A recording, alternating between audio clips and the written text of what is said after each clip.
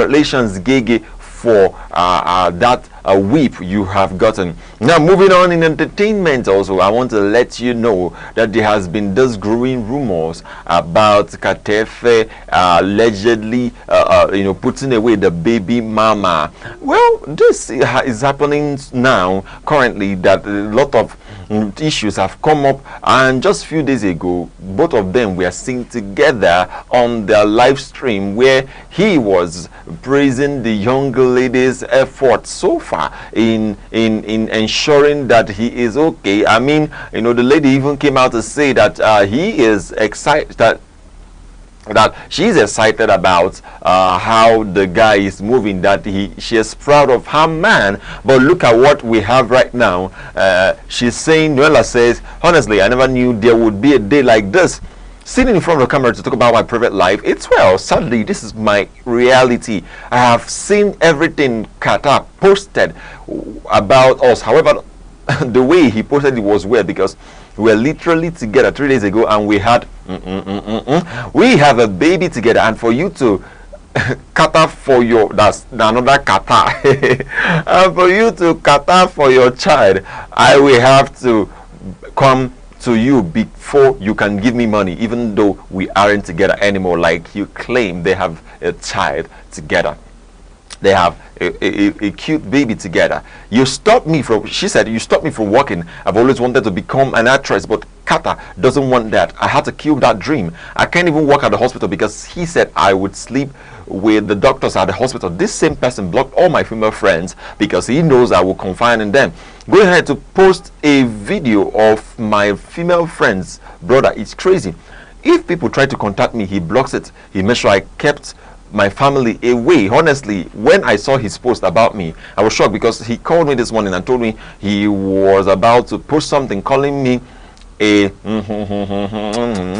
and that he would make sure I don't ever post myself ever again, since he was the one that gave me the platform. He would also take the platform from me. God knows everything. God knows everything. Listen to me. Look at what she also said. Also, Kata have the login to my Snapchat. He opens and read my snap messages, and it currently logged into his phone. He also gave the login to my Instagram. He also have the login, to my Instagram, and the login to my email. Just in case you guys stop seeing my post, please bring me back. I don't verse. I just the verse. I don't verse. I don't the verse quick. No. I'm a new creation. I don't verse quick. But you see this one, I don't verse. First of all, when we want to dissect and digress and kill every digression in this matter, let me tell you, I won't blame any of them. It's their business. But I can't tell you that. That's why you see the reason why some women want to stand their ground about what they want, and it's not a problem, you see. And let me tell you people something else. Like last week I told you people to decenter your life. That's from a post from one lady like that. I showed you on X that she said women should decenter their life from men. Now look at the kind of thing that I'm telling you, that this could be 100% clout. You see this 100% clout. They are chasing clout, and they were just together 3 days ago, and this could be scripted. Say scripted. Oh, I feel bad now, because this is not how to be. First of all, he said don't contact your family. He blocked you from contacting your family. Second of all, he blocked you from reaching out to your female friends. Third, he made you, he gave you the platform. Oh my dear, no wonder he can take it anytime he wants, and that's very bad. That's very bad. Everybody, 1, 2, ready, go. That's very bad. Now I tell you that Katefe, from his own side, it's not about the love. There should be terms and conditions with this love. Love does not go without terms and conditions, especially in relationship. Don't have a love without terms and conditions. You will now I'm shouting it, people don't want to hear. Don't have a love without boundary. Don't have a love without boundary. How can he tell you don't do this, don't do that? Go to you from your family and you agree. Like, girl. Well, they say women love adventure. Me, I don't know if that's true. But that's crazy. How can you agree to this kind of thing, Noella? Noella, you're a fine girl. You studied biochemistry in school. You said that you can't do anything because he has everything, and he took away everything, and he gave you everything. He gave you the platform. Like, girl, like, this is a lesson to young ladies. Please, I beg you with Jesus' heart, I beg you, don't do this. Now look at how you are now. You are now ranting. He called you and told you, I will post something to tell the world. Why? Like, where did this all started? Well, in the same news, Katefe said that this lady left her for some months, and when he had issue with the landlord, they were sleeping in the studio with his team, and now the lady came back just to enjoy the money because he has seen that he's making money. I don't know if it's true or not. This is an alleged claim. See, guys, no matter what you're doing, don't fall into this kind of trap. That's why women, we should look into, I say women and I say we should, well, women, that are men, we should look into this matter. If you are out there, I really would tell you that Gege should come and digress this matter for us. The man, the professor of relationship, should come and tell us what's happening, because I don't even understand how you'll be blocked from all these things and you expect to flourish. Man, this guy, if it's true, just want to buckle you, cut you off from your friends, cut you from families. But he has friends, so he's inviting these guys to his live stream. How did he bring DDG? How did he bring Pella? How did he bring Shank? How did he bring these guys to his stream? How did he bring Amoshine? You guys know Amoshine, the man, the Nigerian from California. How did he bring that guy to his stream? How did he bring Victor Boniface to his stream? Like, this guy, he was no, that's wrong. See, guys, don't do this.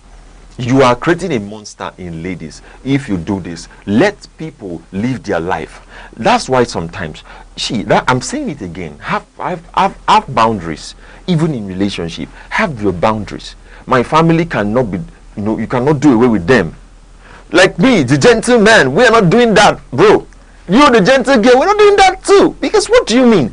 You will take me away from my family and you want me to do what? No, we don't do that. Say we don't do that. We don't do that. 1, 2, ready, go. As the Commissioner of Enjoyment, it is up to me to announce to you guys that we don't do that here. We enjoy freely with fun and vibe. Now, moving on from that, Pella, Jarvis, and Gege has been making the rounds on the internet. Of course, this should be a semi-bad news because Jarvis came out to say that the mom is going through a lot, even though she has all the money in the world to take care of the woman. But the health issue, she didn't mention a particular issue that the mom is going through, but just the health issue that, that everything, that way someone tells you that I've handed everything over to God. Do you get? So we can't call what she did not call. We can't call the name because she did not mention any name. So she said the health condition has been handed over to God, even though she cannot, she has all the money in the world and currently she can't do anything. In the same light, she was do you know that this lady went to the studio and sang Propeller? Guys, this is entertainment and it's funny to me. You know why it's funny to me? Because these two has been making one. See, the loudest love on the internet is no love. All this like, guy, I am furious now because what are these people doing? You see that ring that guy, that boy, that Pella is holding? That ring is $4,000. That ring is over 5 million naira. That this guy gave a woman. Hey, brethren, hey. Listen, I want to tell you something. I just don't understand what is happening now, because how will you give a woman a girl, sorry, Jadreta, the AI lady, how will you give her a ring, an engagement ring? Okay, he even said that he has collected back the ring that he gave to Jadreta, and he was also caught. These people are just funny people. Gatife caught him viewing exaggerator's Jarvis picture on his phone. Man, to tell you that he's not over with the matter. He is still in love with this guy. Now, to tell you what's going to happen is that there's a good news on this side of the story, and there's also a bad news again. But I'm going to tell you the good news, because Pella has he had a stream just a few days ago that up to 17 p. Just wait, let me show you. Look at it. Let's count it. What's this figure, brethren and my people? What's this figure? Please, can someone tell me this figure? Do you get? Can someone tell me what this figure is? He had more than 1 million people on his stream. Guys, this is massive. So that's the good news. Now, Pella, on the same note, I told you guys that did I tell you guys that he got a new Benz? Maybe I didn't say it, but he got a new Benz over the weekend. He got a new Benz where he said, "Oh, thank you, God, for giving me this new Benz." This guy is just making money. These guys have money, but let's not talk about it. Looking at that, he became the highest streamed person in Africa with this stream, and it is massive. Just even that yesterday, he had a collaboration with the guy who is going after the the people and the man. I'm talking about very dark man, VDM. He was invited by VDM to come on live stream, and they partnered together, man, for the Morocco Nigeria match. See, I'm telling you that these things are going on. These things are the things that we are having in the society. And bring me back. Let me tell you guys something. Bring me back. I want to tell you people something. See, let me tell you, life. You see, I have learned something, and I'm telling you that wealth, it does not erode stupidity. Wealth does not erode mental problems. I'm telling you now, wealth does not erode foolishness. Wealth does not take away these things. Wealth is, if you follow the principle of wealth, you make money. If you have more visibility, exposure, if you have more branding, like, you know, the same thing, but it's more branded, yes, you have the wealth. But I'm telling you right now that it does not matter. Money does not answer to anything particularly than the principle of money. So when you see that these guys have money and they are misbehaving, you that have good character, well, you may not have followed the principle of money, because money follows value and exposure. Money must follow value, and the person of value must be the person of exposure. See, what I do here is, as the Commission of Enjoyment, I teach you to. I want you to learn to see, so that we can make the money together, because this is money making Monday. I wanted to say, let the guy who is playing for me, let him play me.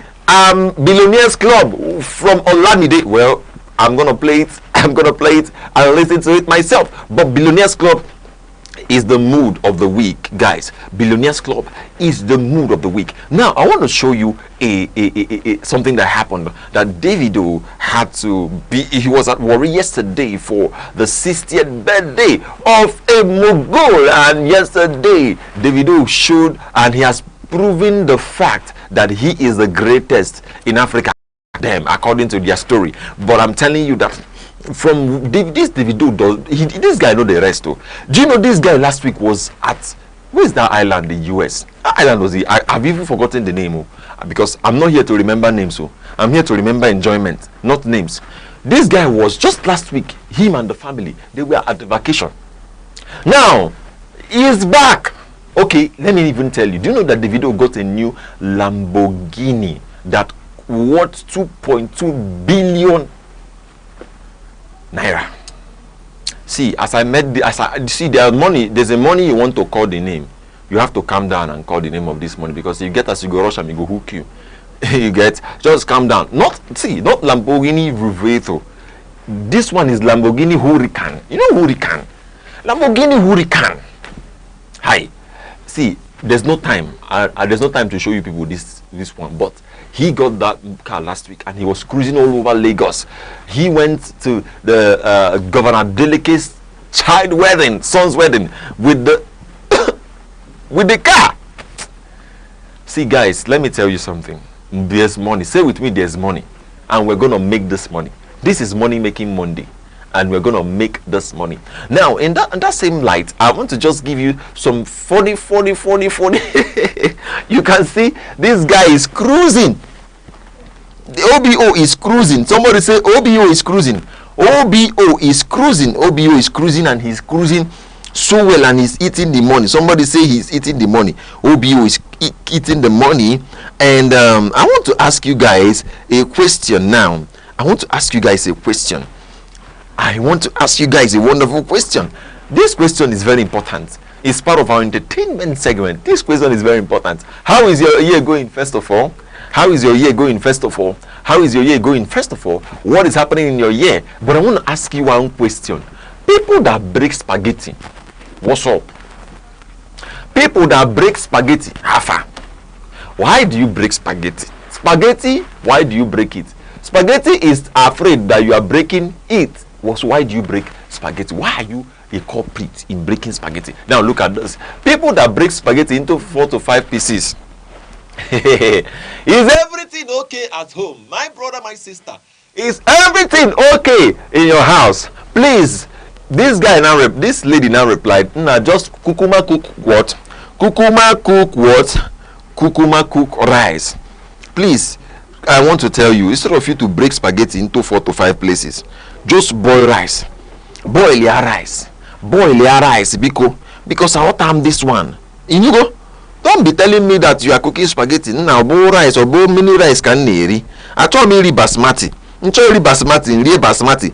Mani nchori menabo. Nchori iri gini. I want to eat good food and I want to eat what is good. Don't cook spag. If spag is not long, then that's not spag, that's wag. Say with me, wag. Well, people that cook spag, please, I don't know how many places you break your spaghetti. I don't know how many places you break your spaghetti, but I want to tell you that you are to do what you should do and cook it very, very well. Now, bring me back. Good, I'm back. Let me tell you something. I want to tell you as I round up this show that you see this year, you see this week, let's make money together. I want us to make money together because everything I see around me is an opportunity to get better, and not just to make money but to increase in value. Because when you increase in value, what happens to you is that you increase in your profit. Listen to me, value brings profit, and that's what we are doing. That's what we do here on Aneke TV. Well, as the Commissioner of Enjoyment, I always want to go back to my seat and talk to you about the week. It's going to be a wonderful week, and I'm hoping that you are positive. Listen, if it did not work last week, it's going to work this week. See, what will kill you is you, not going back to what will kill you. Well, leave that one for the next day. What will kill you is you not going back, is you not facing your fears. That fear you already have of not facing your fears is what will kill you. So better face your fears and die a good death, man. This is where I started off from this show. As you see, my hands are up. As the Commissioner of Enjoyment, I'm being sworn in now to leave this show, and I want to tell you that it is going to be one of the times we're going to have. And see you same time, same station. My name is Goodop Chukuma, and I do this for a living, and I do this for a living, and I do this for a living. Have a wonderful day. See you again. Bye. Advertise with us. Corporate events. Share your story. Call 070-3040-10 today. Aneke TV. Move with the world.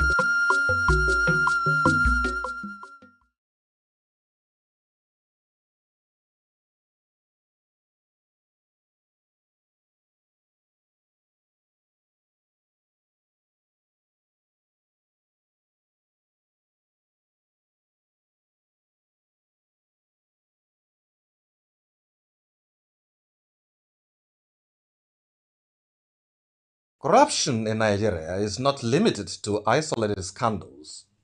It is systemic, deeply embedded, and sector-specific, affecting critical areas of governance, particularly oil and gas, power, the judiciary, and local government administration.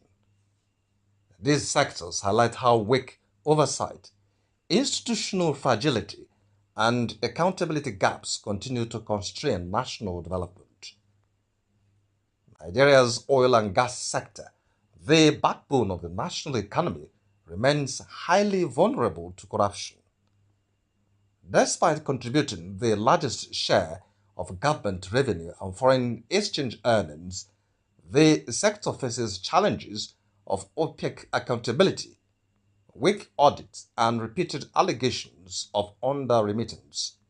Independent investigations into the period between 2011 and 2017 uncovered unresolved revenue discrepancies running into tens of billions of dollars. Crude oil sales, fuel subsidy claims, and joint venture arrangements have been particular areas of concern, while reforms like the commercialization of the Nigerian National Petroleum Company Limited and the Petroleum Industry Act were designed to improve transparency, implementation gaps persist. Recent international asset recoveries, including over $50 million repatriated from the United States, illustrates the scale of past governance failures and the slow pace of accountability. The power sector also reflects the impact of weak governance on economic and social development. Since 1999, Nigeria has reportedly spent over $16 billion on interventions in electricity generation, transmission, and distribution. Yet, supply remains unreliable for a population exceeding 200 million. Audits indicate contract inflation, poor project supervision, and regulatory uncertainty as major challenges. Debt within the gas-to-power value chain has forced government bailouts and emergency payment to suppliers. Recent steps, including settlement of legacy gas debts, aim to stabilize the sector, but experts warn that without transparent procurement, stronger regulation, and disciplined subsidy management, energy insecurity will persist. The judiciary is critical in enforcing anti-corruption laws, but public confidence remains low. Surveys conducted by the National Bureau of Statistics and the United Nations Office on Drugs and Crime show that judicial officers receive some of the highest average bribe payments among public officials. Perception studies consistently rank the judiciary among the most corrupt institutions, particularly in politically sensitive or high-value cases. Prolonged trials, frequent adjournments, and the procedural loopholes contribute to public skepticism. Legal analysts argue that stronger judicial discipline, improved remuneration, and institutional safeguards are essential to restore credibility. At the local government level, corruption directly affects citizens' daily lives. Councils responsible for primary health care, education, sanitation, and rural infrastructure are often cited in surveys for routine bribery and mismanagement.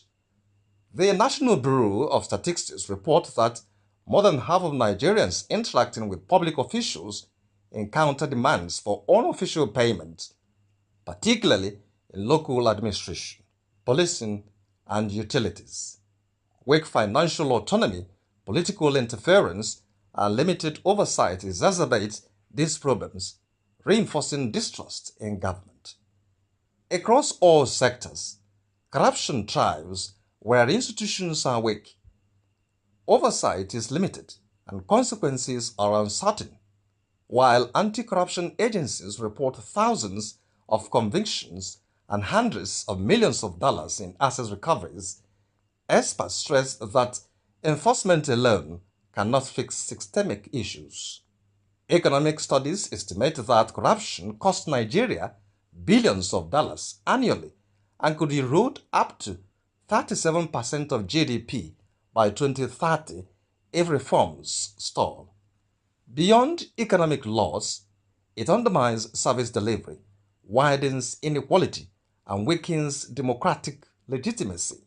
Policy analysts now advocate for a governance-first approach, strengthening institutions, ensuring transparency in public finance, digitizing service delivery, protecting whistleblowers, and guaranteeing judicial independence. For Nigeria, the challenge is no longer diagnosing corruption, but sustaining the political will to reform the systems that allow it to persist. In a country facing economic pressure, security challenges, and rising public expectations, governance reform remains central, not optional, to national progress.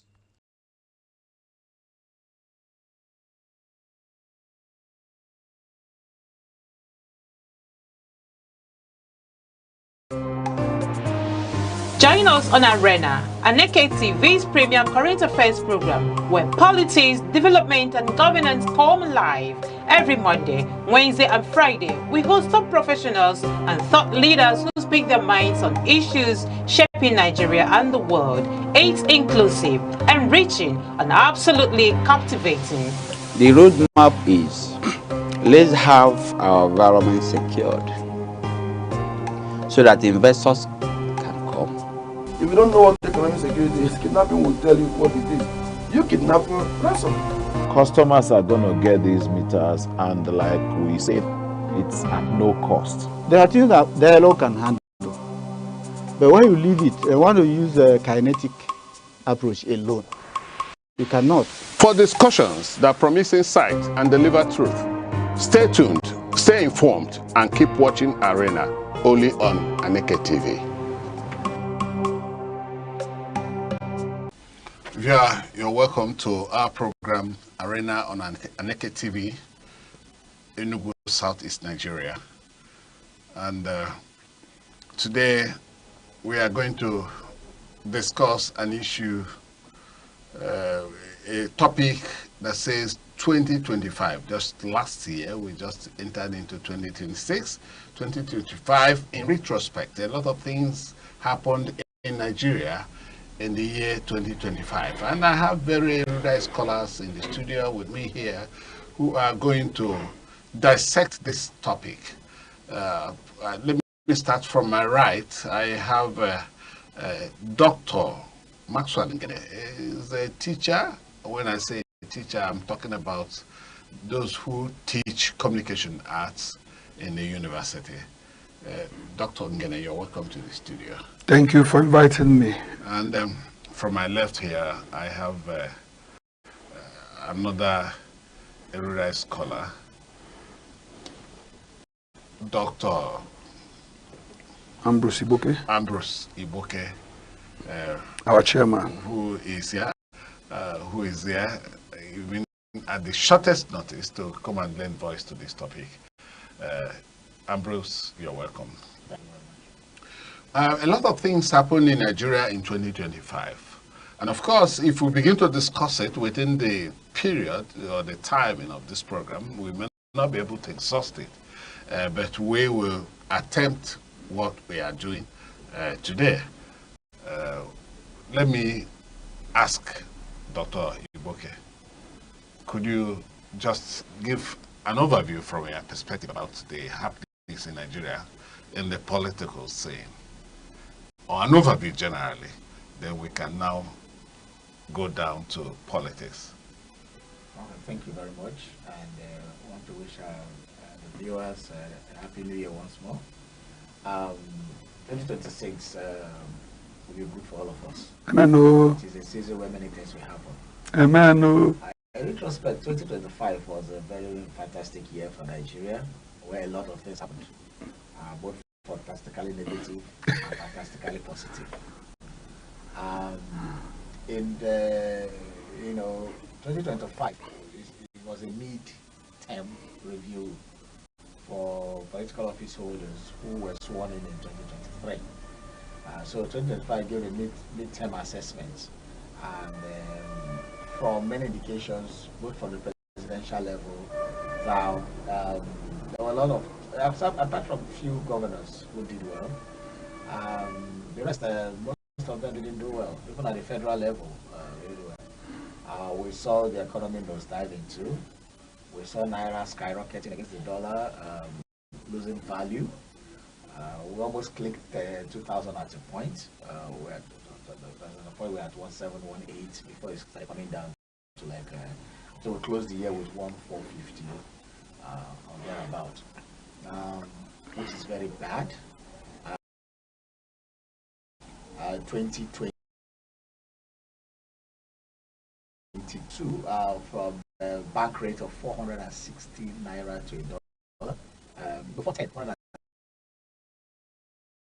naira to $1 that's the bank rate, to almost 1,800 naira, almost 2,000 naira in a matter of months. So it is not good for the naira, and inflation jumped in 2025 too. 2025 we saw a lot of topsy-turvy policies, up and down. We saw where NNPC refused to sell crude to Dangote refinery, local refinery, where we still preferred import of crude of refined products. We saw the naked dance in the markets, where the which I'll say positively, the bourgeois and the elite fought themselves, Dangote against NNPC, NNPC against Dangote, where he threatened to expose those who owned refineries in Malta, in a country called Malta. And then we saw all the shenanigans that, actually, to the sack of the NNPC boss, but they gave him a soft landing and then just said, let go now, resign. And that was the way he accused him of spending stupendously. So the battle won. We also saw a lot of strikes in the academic sector. Students were locked out from the classroom many times. ASU and federal government, the battle continued. But at the end of the year, we also found out that they said they were trying to reach some agreements and settlements. 2025 was also a year we saw a lot of the government somersaults in policies, where they couldn't even name constitute board of directors, where they couldn't even constitute governing councils of universities, of most of their universities or tertiary institutions. A particular case is even UNN and UNIZIC, where we had multiple changes. UNN we had to have we have 2 acting vice chancellors before the substantive one was got. Chairman of the system was changed. We also had chairman of UNN was changed 3 times in respect of just 1.5 years. The first one was replaced before even they started work. The second one was also replaced sometime early last year, February, and then we got the substantive one we have here. And we saw many names. We also saw names of dead people in appointments, which is very, very shocking. Then we also saw some macabre dance in the Senate, where things that were supposed to be constitutionally voted for were put on voice votes, which is the dangerous precedent. Constitutional changes are not supposed to be put on voice votes. Those who say, no. You're actually supposed to vote, and we're supposed to know those who voted too. So those things were also swept. We saw the Senate president also having some fights with his members. Prominent among it was Senator Natasha Boti. We also saw the fight for additional state creations in the Senate and in the national legislature, where instead of looking at the nitty-gritty of the merits for state creation, all people were just busy trying to carve out their local government and states. And that bungled a lot of things. But at the end of the year, I think there were some streamlinings. And for example, Southeast now was together saying that, okay, look, we need an additional state before you start talking about creating states to make it equal. And that is where there was this argument about, that Enugu North Senatorial Zone has been the only monolithic zone like that since 1979, that the zones that constituted the senatorial zones have all become states of their own. And then, okay, so at least they met a consensus that, okay, they are pushing another state, and I think a TT state for the Southeast, and bringing some parts of Anambra, Imo, Abia, and then creating a state from it. And we also saw an attempt by people like Ned Nwoko to shortchange the southeast by trying to say Anioma State should come into southeast, which courageously the Asaba of Asaba refused, and they corrected him immediately. They said, no, if you want to create extra state for south-south, Anioma State can be in the south-south and the extra state. So there was a lot. Then we need international diplomacy. We joked too far by saying that we wanted to be members of the Permanent Security Council of United Nations. We saw our president not going to Onga, that is a United Nations General Assembly. He didn't attend. I said it was in a party in Oyo State or something. I don't know what they were doing there.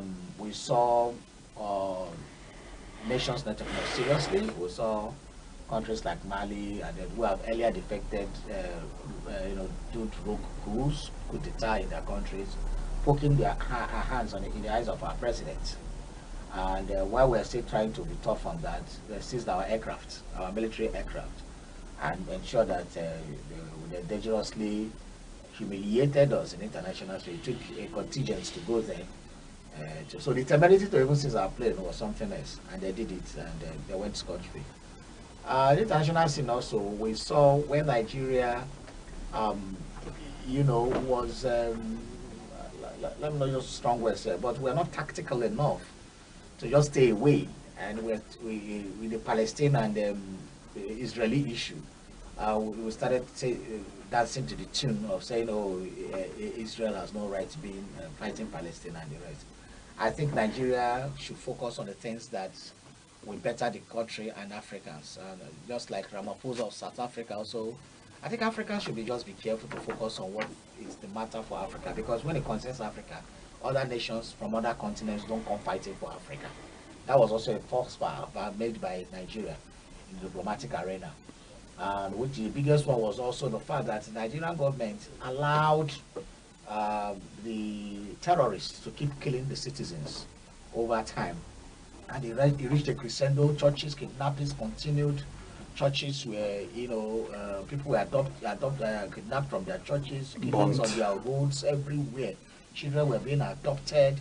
And our president was still traveling around the country, around the world, taking out. So until the school prefects of the world, Mr. Donald Trump of the United States, came around and tried telling us that we are not doing things right and we must be corrected, and threatening to deal with us. That is where our government now woke up and started doing some frantic activities and the rest. And then, of course, ended in that line with the bombings on Christmas Day and some other. But the war is still continuing. And so it has been a year of economically, Nigeria did not do well. In many of my national TV outings, I disagreed with the Nigeria Bureau of Statistics that any statistical analysis you do about inflation or about getting traction economically that does not translate to economic realities of Nigerians, that is just textbook economy. And I call it also voodoo economics, because the prices of things didn't go down. We are still paying high for electricity, we are paying high for data and calls, we are still paying high for petrol. So when things don't go down, and you said we are improving, when I'm buying things 4 times the cost I'm buying, which is 400%, you tell me inflation increased by 33%. There's a problem. When factories are closing down, you say that unemployment is coming down. It's not correlating. So that means, I say, where do they get these figures? Or they just sit down in their offices and do some kind of statistical analysis.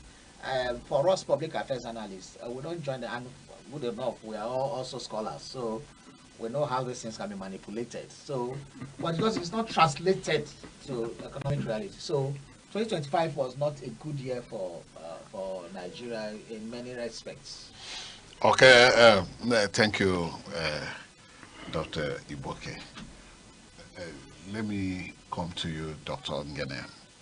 Iboke has really laid. I'm wondering why you invited me. No, an overview. But you see, while he was speaking, he talked about, he used an acronym, or he used the word voodoo economics.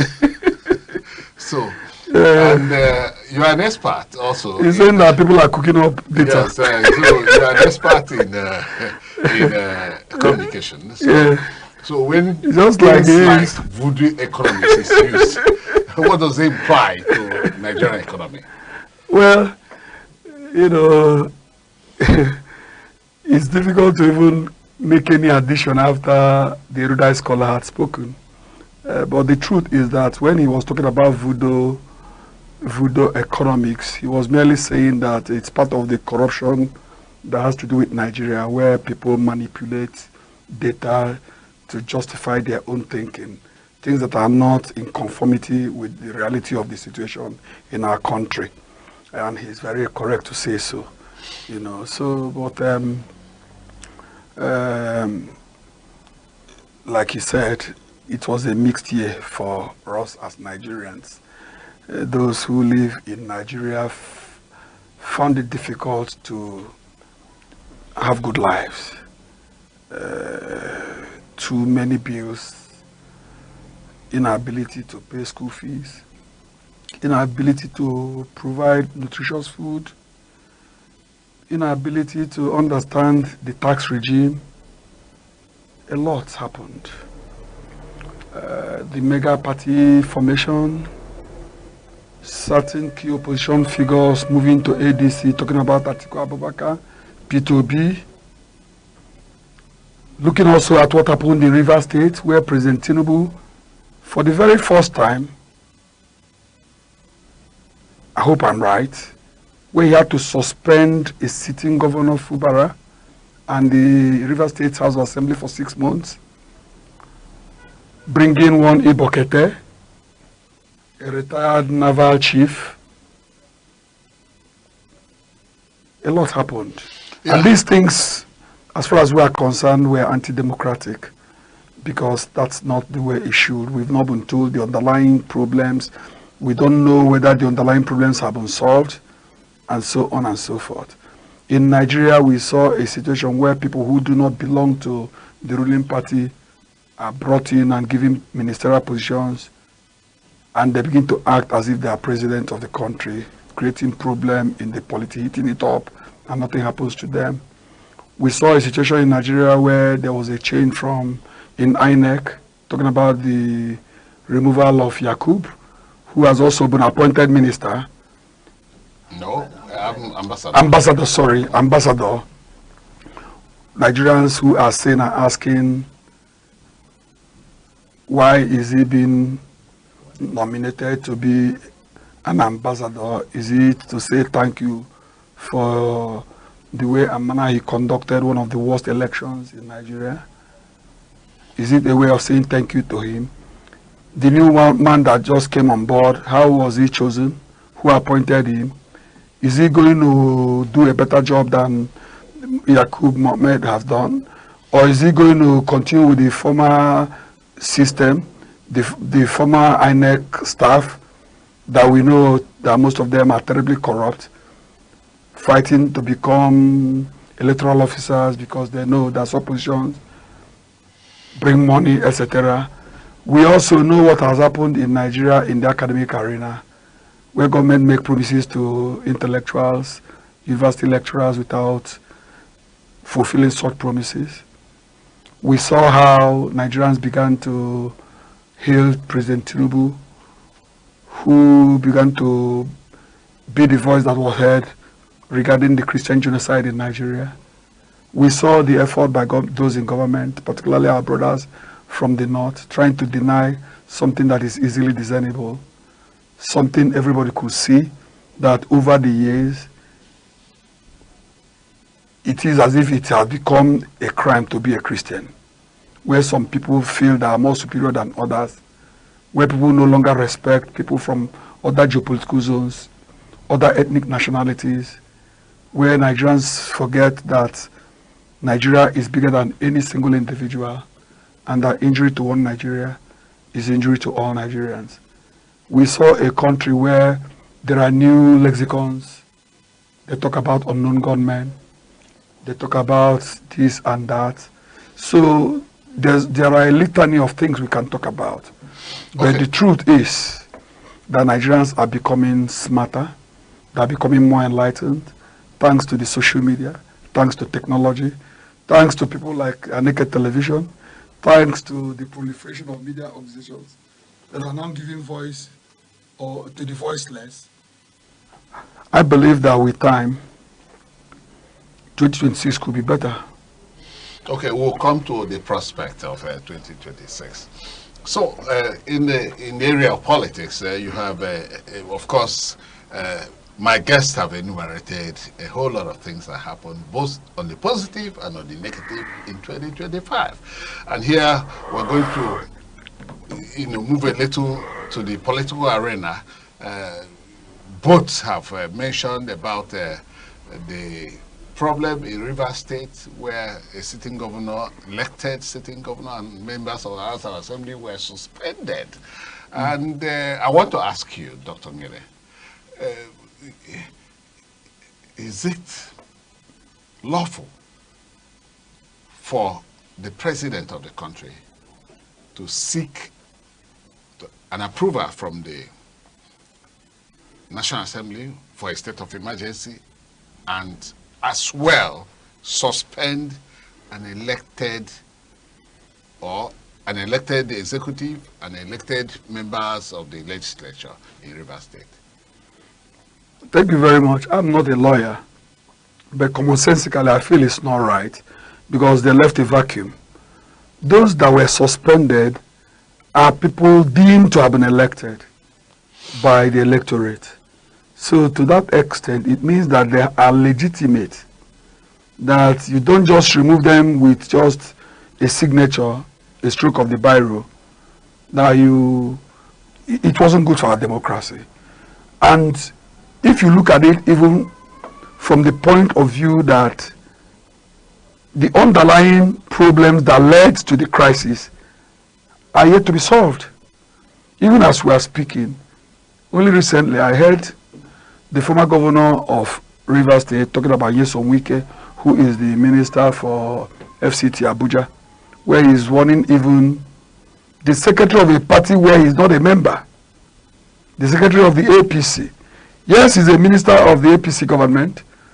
Yes, he's working as minister because he caught the fancy of Tinubu as president.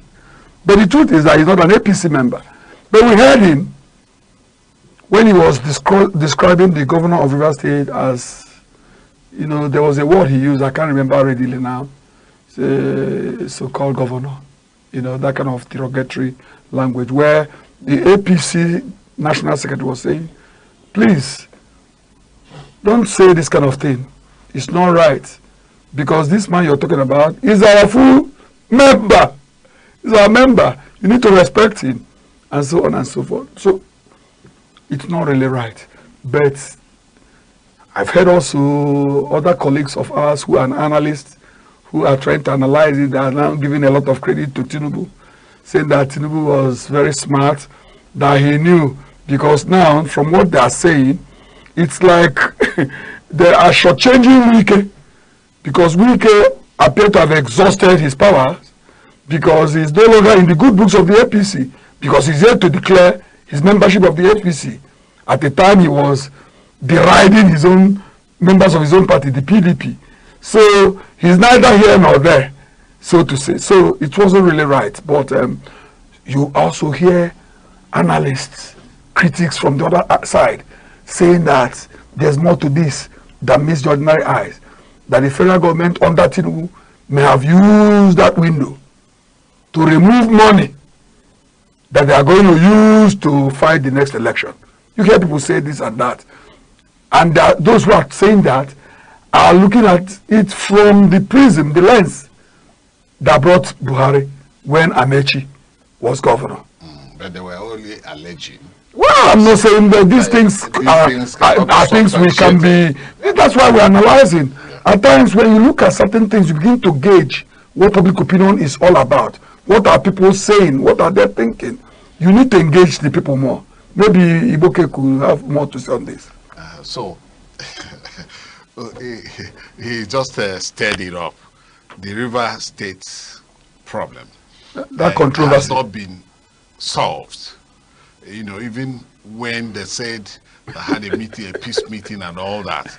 And presently, the present problem is that Fubara should not think about contesting election for the second time. And that the leadership of APC should not come to Rivers State. But then Fubara already is the #1 person of APC in Rivers State and the leader of the party the way it is. That is what by virtue of his position as governor. By virtue of his position. And that's his mentor or whatever, his former Oga, his godfather, is not even a member of that his party and should not even, in fact, the secretary of APC, national secretary of APC, alluded to Wike as becoming an interloper, meddlesome interloper. That is not in APC, and you should not, think about creating image problem for creating APC. more problems. So, and Turaki on his own was telling APC, why are you now? So Wike is now fighting you even from outside. This is the masquerade which you people brought out, and now see what is happening. So I want you to come in and tell us exactly what you think about the whole situation. Is it a breach of fundamental right for one to begin to say that Fubara should not run for a second time? I remember one of the songs of Wike's political musical band. Agreement. You sing it, Ambrose. It's like you're good at it too. Political promises in Nigeria are used to settle tensions. Once that is achieved, what happens after the tension is between luck. If you have luck, the agreement is kept to.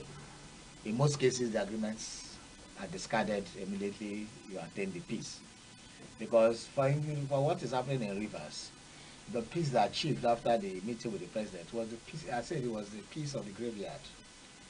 In graveyard, there is no peace, actually, but the whole environment looks peaceful. Because the people that inhabiting graveyard are dead men and women. So they are not expected to do some activities, except in Hollywood, where ghosts want to cross main road and look whether a vehicle is coming.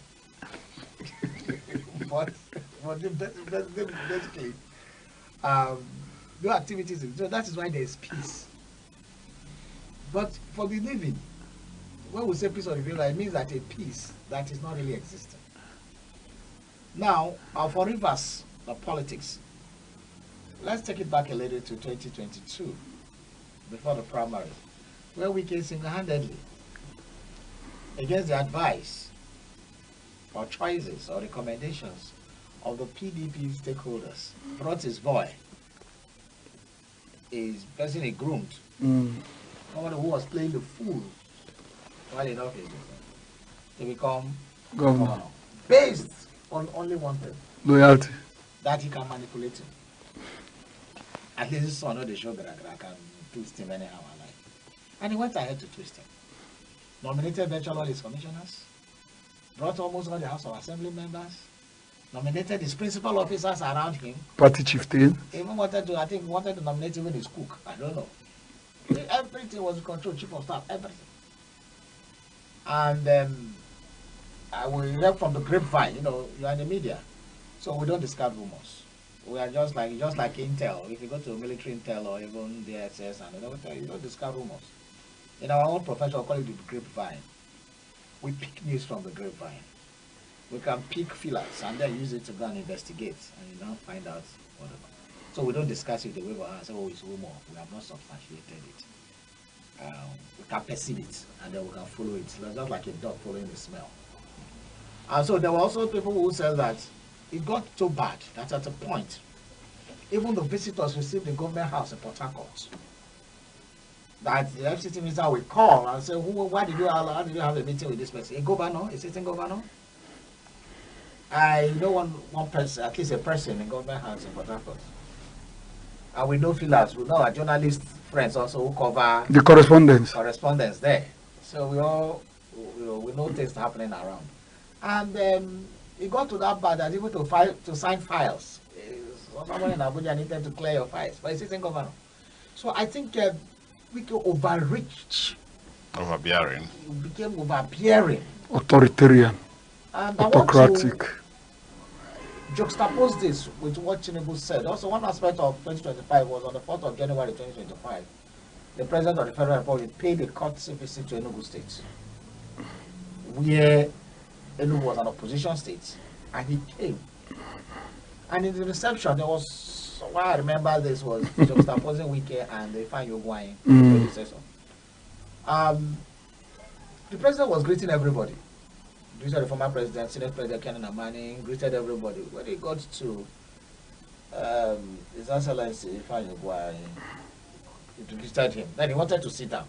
And then the president kept talking. He said, thank you for what you have done for me. Thank you for giving free hand and all those things, you know. Because what he's doing is, I think he was also thinking of rivers. How, because you helped somebody or you were there as an incumbent that facilitated, because the incumbents are powerful. Midwife in Nigeria. They're midwife their successor. There's nothing you can tell me about it. If an incumbent doesn't want a success, somebody to succeed him, to go out to frustrate the person. And the person, there are 99.999 chance percent of politics in Nigeria since 1999 that those who the incumbent did not want didn't enter. It's only 0.111 something. I get to the point. So it's very rare.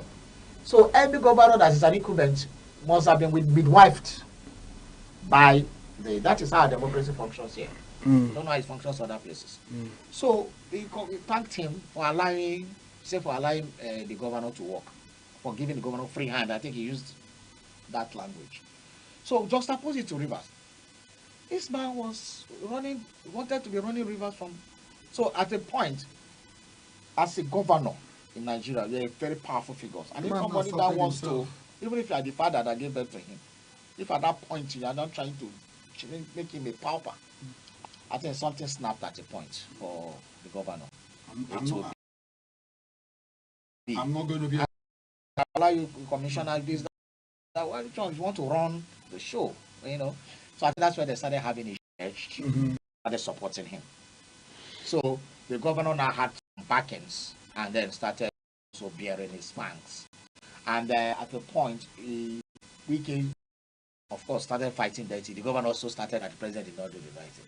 So every lawyer was interpreting the constitution, the written words, the textual constitution, and the spirit of the constitution in their own framework. They were framing it according to how they understood assembly, and that was a very sore point. So we saw a lot of things that happened as if we are in the military region where there was no control at some of the things happening.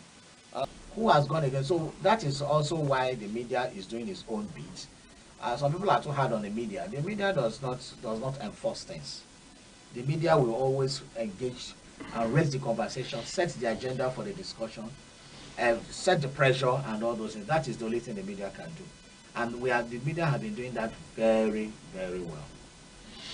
Insight on the problem in Rivers State. As it happened last year up to this moment. Also, because part of the things that happened in this country, and you mentioned it, the emergence of a mega party. You mentioned it. And you know that at that time, that they had some governors. Majority of the governors have cross-carpeted to the APC. What do you think were responsible for that?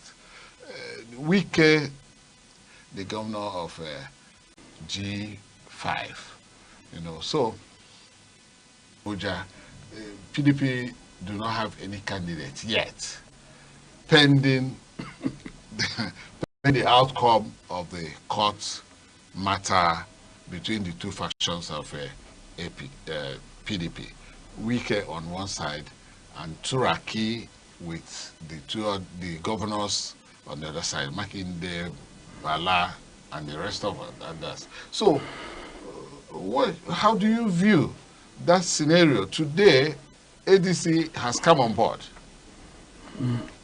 Well, and Obi with other followers of the obedient have joined the ADC?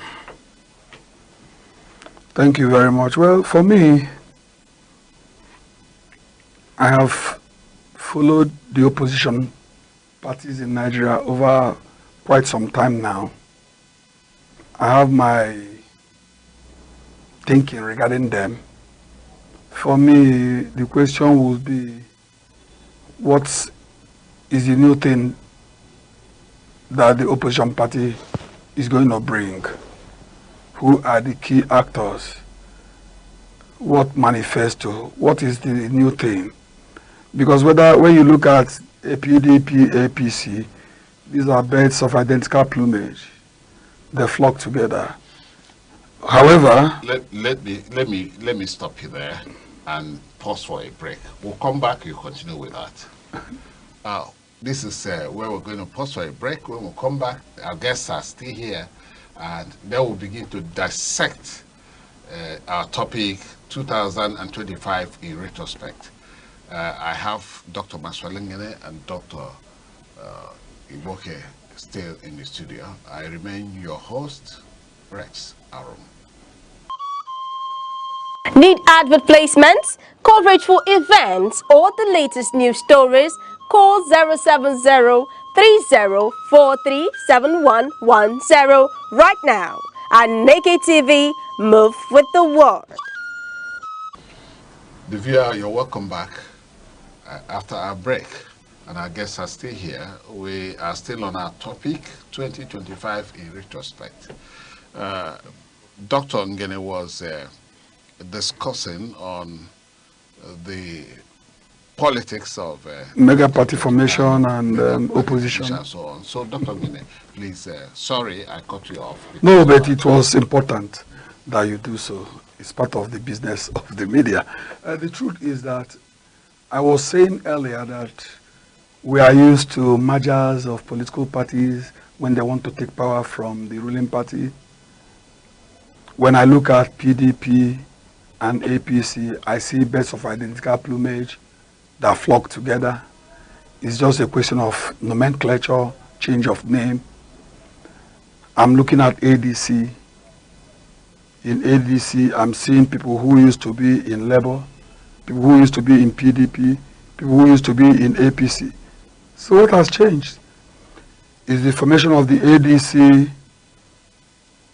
in the best interest of Nigerians, where those who hold power do not care about the welfare of Nigerians. They see Nigerian people as objects to be exploited and never to be treated properly. Are they thinking of ADC just to take presidential power? I ask these questions because I can see what happened in the last election, where so many unknown quantities were thrown up by the Labour Party. Nigerians in their numbers who were dissatisfied with the PDP and the APC, as it were, wanted a change, a radical change, that led to the emergence of people in Enugu State House of Assembly, in other state House of Assemblies, in the National Assembly at the Senate level, at the Federal House of Representative level. Where are those people now? Why did they defect? What has happened? Nigeria is a puzzle. Maybe later I would like to know how Iboke feels about these things. But I'm coming. Then I'm worried. I'm worried because is it just to change power? What new will you do for Nigeria? And so on and so forth. You remember when Iboke was talking, he spoke about how the Nigerian government was lying prostrate, almost in comatose, unable to fight the terrorists killing innocent Nigerians until the big master, the masquerade, the Iroko tree from America came and began to flog people into line. And now the Nigerian government under Tinubu began to act as if they've just woken up from slumber. We thank them for what they've done, but it's still an opportunity for us to flush out those who are enemies of progress.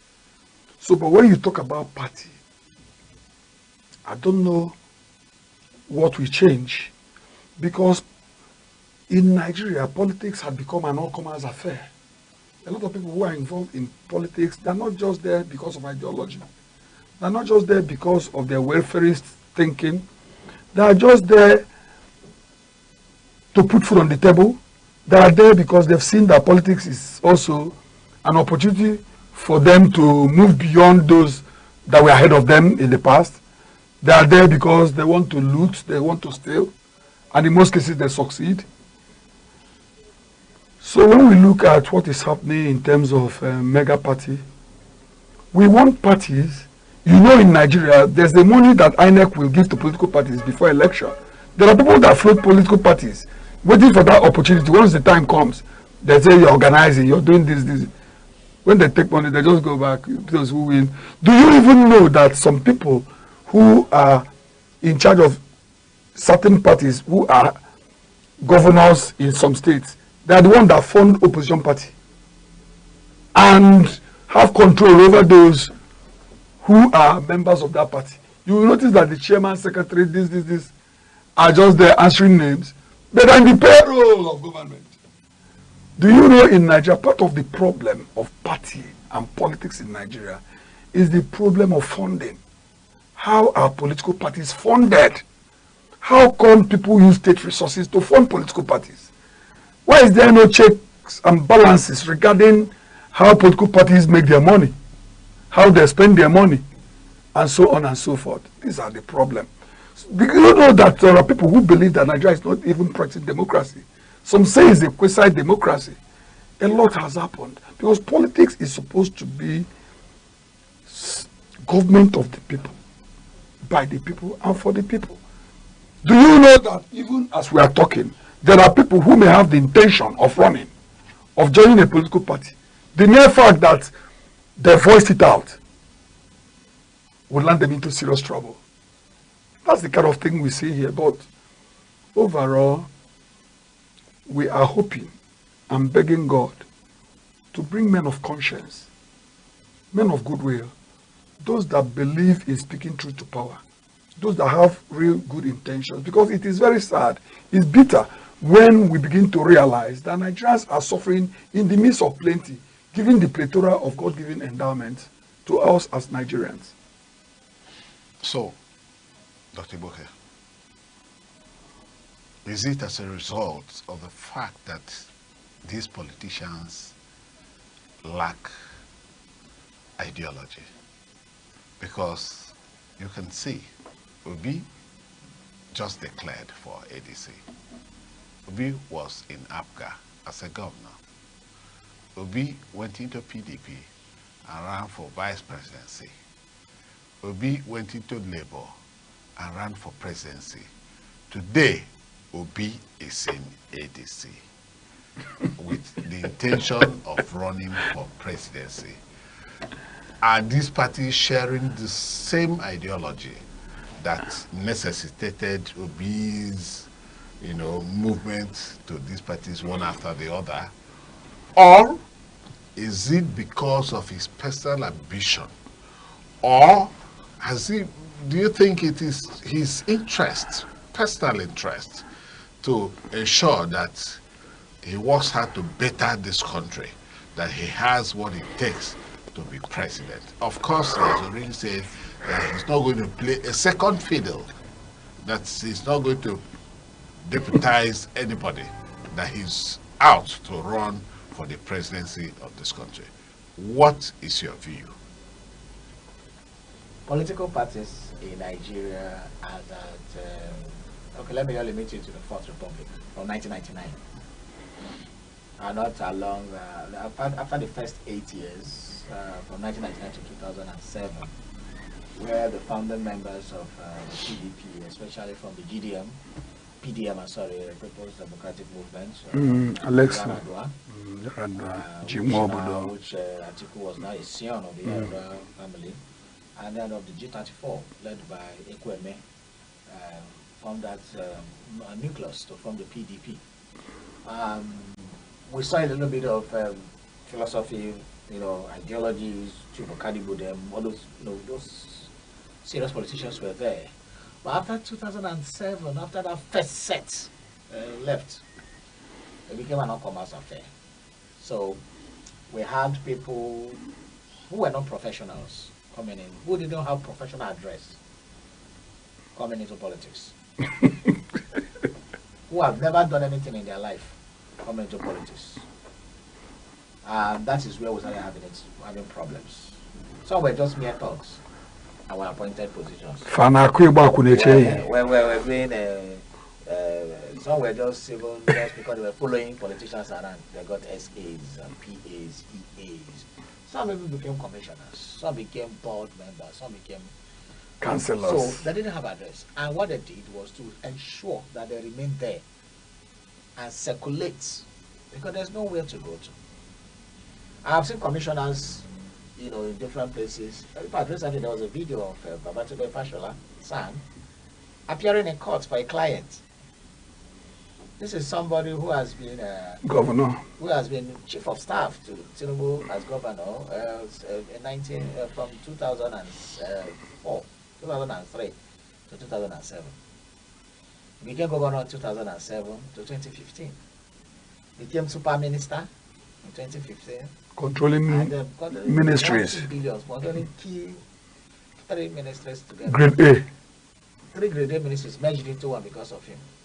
And then came out in 2019. And then came out in 2023. What am I talking about? 2023. About 2024, 25, was already back in court, representing clients. Okay. It was a subterfuge. It might be a passion. No, it's his profession. Yeah, he's a lawyer. He's a senior advocate. So it's not about. It may not be about money. Many people don't have profession who are in politics. Oh, okay. So the only profession they have is politics, and they keep hovering around. These are the spoilers of the democratic system we have in Nigeria. They don't have anywhere because politics and governance is meant to serve. Public office is for service to the citizens. But some people now see no as a means of acquiring wealth, as a means of, as a profession. And that's why some people will become local government chairman, will become House of Assembly members, will become, we go back. I know somebody who was House of Assembly member and went back to become a secretary of local government in Enugu State. In this Enugu State. This person is currently the secretary of the local government. So what are we talking about? Those people have no professional address. For those who have professional address, look at, for example, Professor Twanya. I use him as an example. Yes, he's the vice chancellor. If you finished serving or whatever, he went back to teaching, to his professional address, and continued his lecturing until this vice chancellor took him and he became a vice chancellor. For all those, for most people in academics that came to serve, that left for leave of absence, came to serve, they all went back. They also the immediate commissioner for health of Enugu State. I think the same thing has gone back to his. Look at me, I'm back in the classroom.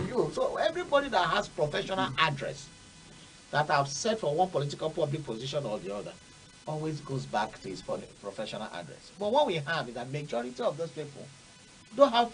Sometimes some of them go back to their businesses, who have businesses, but they are this critical mass that don't have any other thing they are doing except politics. So for them, politics is do or die affair. They can kill. So they stay there, and that is why when you come to the configuration of politics in Nigeria, the political parties don't have ideology. The only single ideology they all share is power capture, which is basically why political parties are formed across the world, to access power and to get power. Everywhere in the world, political party, democracy, one of the shortcomings of democracy is that the people the general public finally vote for are not the choices of the masses, of the voters. May not be. Are not. Look at my postulation. They are not. Because in most democracies, it is the people the parties select as flag bearers or candidates for that that the general public now vote for. The general public have no input to their selection process. In fact, party members have no input. It's delegates. Even in the United States, that's how it works. It is the delegates of the party that vote this candidate. I agree with you, but after the voting, those candidates are now... Those candidates now come out to contest in the general election. But in the first place, their emergence of each candidate of each political party, the voters may not have been the best the candidates. voters don't ever have any input. I agree. Now, it behoves on the party or the system that you operate on to produce the best candidates from their parties to be flag bearers. In other climes, they bring out their best. Just like what Dr. said. But here, when the bright people voice out their mind and they want to become They silence them. they start fighting them. So what do they want? They want people who, according to them, they can control. Yes, members. They want people like what Wiki was deceived into believing that Fubara would be kill me and I'll say yes sir kind of person, and it's all bad. So once you show that visibility, you start being. So they expect you to, even if you have it, pretend, and that is why there's a lot of problems between godfathers and godsons, because the godsons have read the language. I say, if I show myself now, this man will not give it to me. So what do? They pretend. I say they are idiots. And the godfather keep basking and say, okay, I can control it. So when you enter, they bear their fangs and they deal with you. It happens So, in Enugu. so it is clear that unless we create a system where our own cabals, political cabals, where our own political godfathers, like in Israel, the same people have basically been ruling Israel in the 70s. From Barak to Olmert to Shimon Peres to Yitzhak Rabin to the one. Benjamin Netanyahu. It has been a gerontocratic kind of government in Israel. But it's a service to the people that matter. Everywhere, the Democrats also, the Kennedys have been in control for a very long time, in America. But what they do that is different from what we do is that they go for their best. They try to go for their best. And the objective is service to society. In the name of control. And that is why you see what is happening. But again, because there's no ideological background, everybody's allowed to float across political parties. And I also asked you about Peter Obi's entrance into ADC. Well, it has and how he has gone from one party to the other. Less political party. That is why when our people were angry that Governor Peter Abba crossed over to ADC, to APC, I told them it's your PDP, your Omuna. PDP is not your family. People that form PDP have gone since. You are angry that. I said we should learn politics. In Nigeria, political parties are mere platforms. Rather, people follow individuals. As we are saying in the case of Obi now, people are following him where he's going. Not necessarily the party. So parties are mere platforms in Nigeria for political actualization. So that is how it works here. So you don't blame the P2B if you don't see, because first of all, the configuration of the parties are not ideological. They are for party capture. And when you see that in a place where even the political leader will deny you of the ticket, the first instinct is to move before it happens. So he has brought in a lot of viability and bite and verve to the opposition politics in Nigeria, because we're not sure where he was. But with this now, there will not be complacency anymore by the APC government, both at the national and at the all levels. Nationals. Because right now, what ADC should do is to just bring people to contest at all the positions to ensure that there's no kind of docility among the party people. Thank you very much. And Dr. Ngene, do you think that the ADC will actually be a credible opposition to the present APC government? I have my doubts. Because the problem had always been given the problem of the opposition. Now I understand your question. Politicians and no, my problem with ADC is that there will be a fight on who becomes the presidential candidate. If you look at P2B, the Southeasterner will believe it should be him, because since the war ended in Nigeria, civil war, we've not tested the presidency.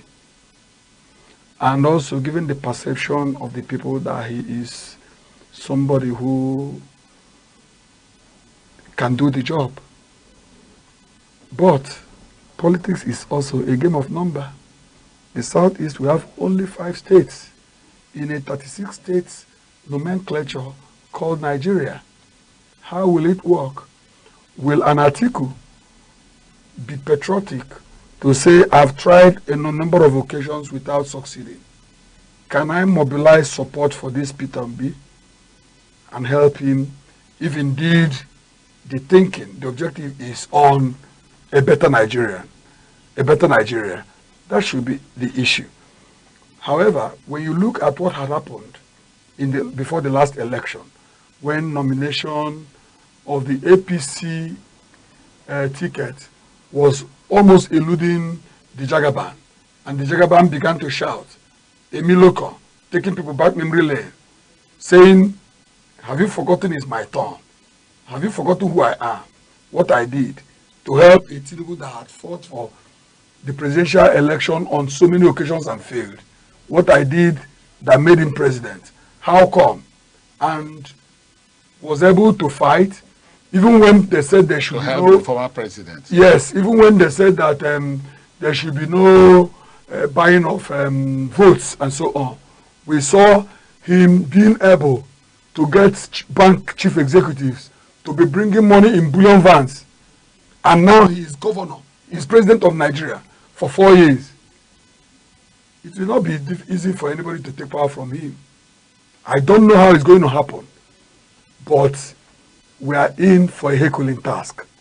The point is, whether you're APC, your PDP, your ADC, your Labour, Nigeria first.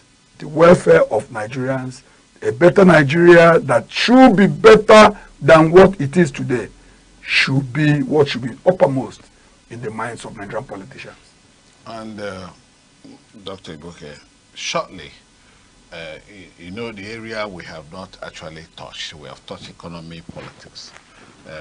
Maybe the time may not be enough. Maybe next time you invite us. Yes, but let us not completely leave out security. You see, the security situation, there's so much to talk about it. But the area I want you to come in is what you think should be done in 2026 to improve security of lives and property in Nigeria. It's just the political will. There's nothing else. We have all the gadgets. We have Tucano jets. We have spent so much money on purchasing weapons.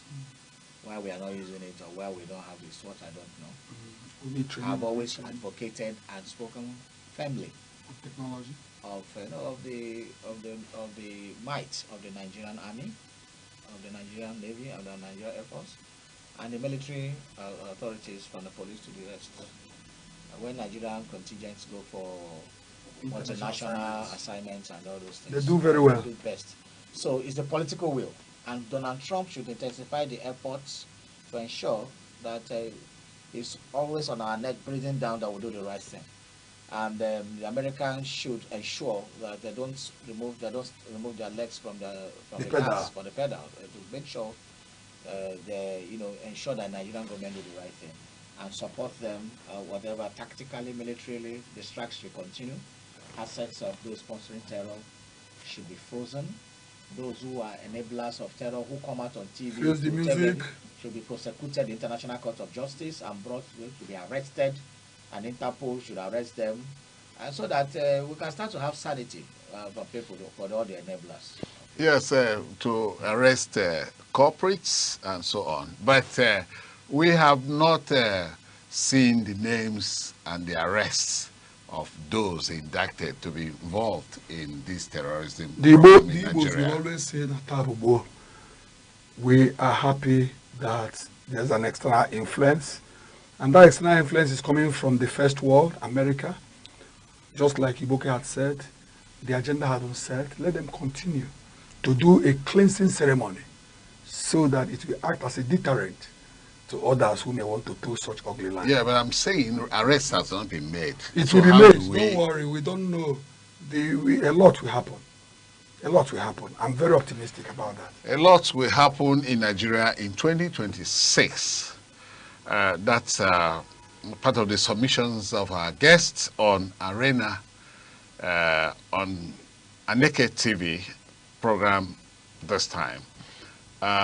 This is where we are going to draw the curtain on today's edition of the program. Just do join us at, on the same program next time. I want to thank you, Dr. Ibuke, even within the shortest notice, you've been able to come here and, of course, lay your mind and everything to bear as it affects Nigeria in 2025. It is not for nothing that Ibuke is the chairman of the Guild of Public Affairs Analysts in Enugu. Okay. So he's a man you can rely on. That is exactly, of course, we can rely on him always. And you know, right here, we are still building, so always be in Macedonia to help us. Thank you very much. Dr. Maswangen, of course, is our dependable ally. He comes in, super analyst. Thank you very much. Teacher. A prominent member of the Guild of Public Affairs Analysts. Thank you, my chair. So please, just do join us next time to analyze the situation. The people are doing very well. Thank you very much for inviting us. Thank you, viewer, for being with us. Bye-bye. Join us on Arena, Aneke TV's premium current affairs program, where politics, development, and governance come live every Monday, Wednesday, and Friday. We host top professionals and thought leaders who speak their minds on issues shaping Nigeria and the world. It's inclusive, enriching, and absolutely captivating.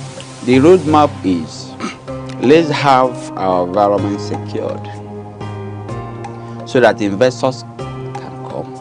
If you don't know what economic security is, kidnapping will tell you what it is. You kidnapping ransom. Customers are going to get these meters, and like we said, it's at no cost. There are things that the law can handle. But when you leave it, you want to use a kinetic approach alone. You cannot. For discussions that promise insight and deliver truth, stay tuned, stay informed, and keep watching Arena, only on Aneke TV. As technology continues to advance, artificial intelligence is finding its way into every aspect of our lives, including education. But as school experience with AI teachers and virtual classrooms, one question remains: can we trust AI to educate our children? Today, we hit the street to find out what Nigerians think. I wouldn't trust AI to, but they can inform. There's a difference between education and information. Education is like training, taking over. You have a teacher in school. You should listen to your lecturer. It's not about what somebody says. Or this is garbage in, garbage out. Even those of us who use computer know that at a stage, computer gets confused on which word to put. The same thing applies to those of you who use Google to travel.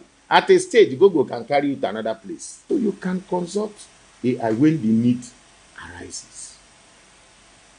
It's especially for research work. If you are writing your project now, there are things you want to get to know. You ask AI. AI will tell you. You put it in your work. Or if you are a student, for instance, or you are doing a research, not that things you are supposed to learn in school, then you drop it and AI will take over. Yeah. Because it's more understanding than anything. It's more they are more understanding. One thing there is that change is the only thing that is constant. In this era, if you say that you wouldn't want your children to learn through AI or whatever, that means you don't understand the extent that AI is going. Yes, of course, they must have to learn through the use of AI, but that cannot replace the involvement of human beings, because AI may be efficient, but it doesn't have that empathy that human beings have. So there are certain things embedded in nature, made by God himself, that no technology can reproduce. And those things are why we cannot ignore certain other things that must be brought in, even as we use technology. But as for whether I would want my children to imbibe the AI stuff, that one is certain, because this is the era for it. A lot of things are now being done using AI. I prefer human being. AI is a robot. It's not everything that he knows. But human being, naturally, there are some things he explained. It's not just, how do I put it?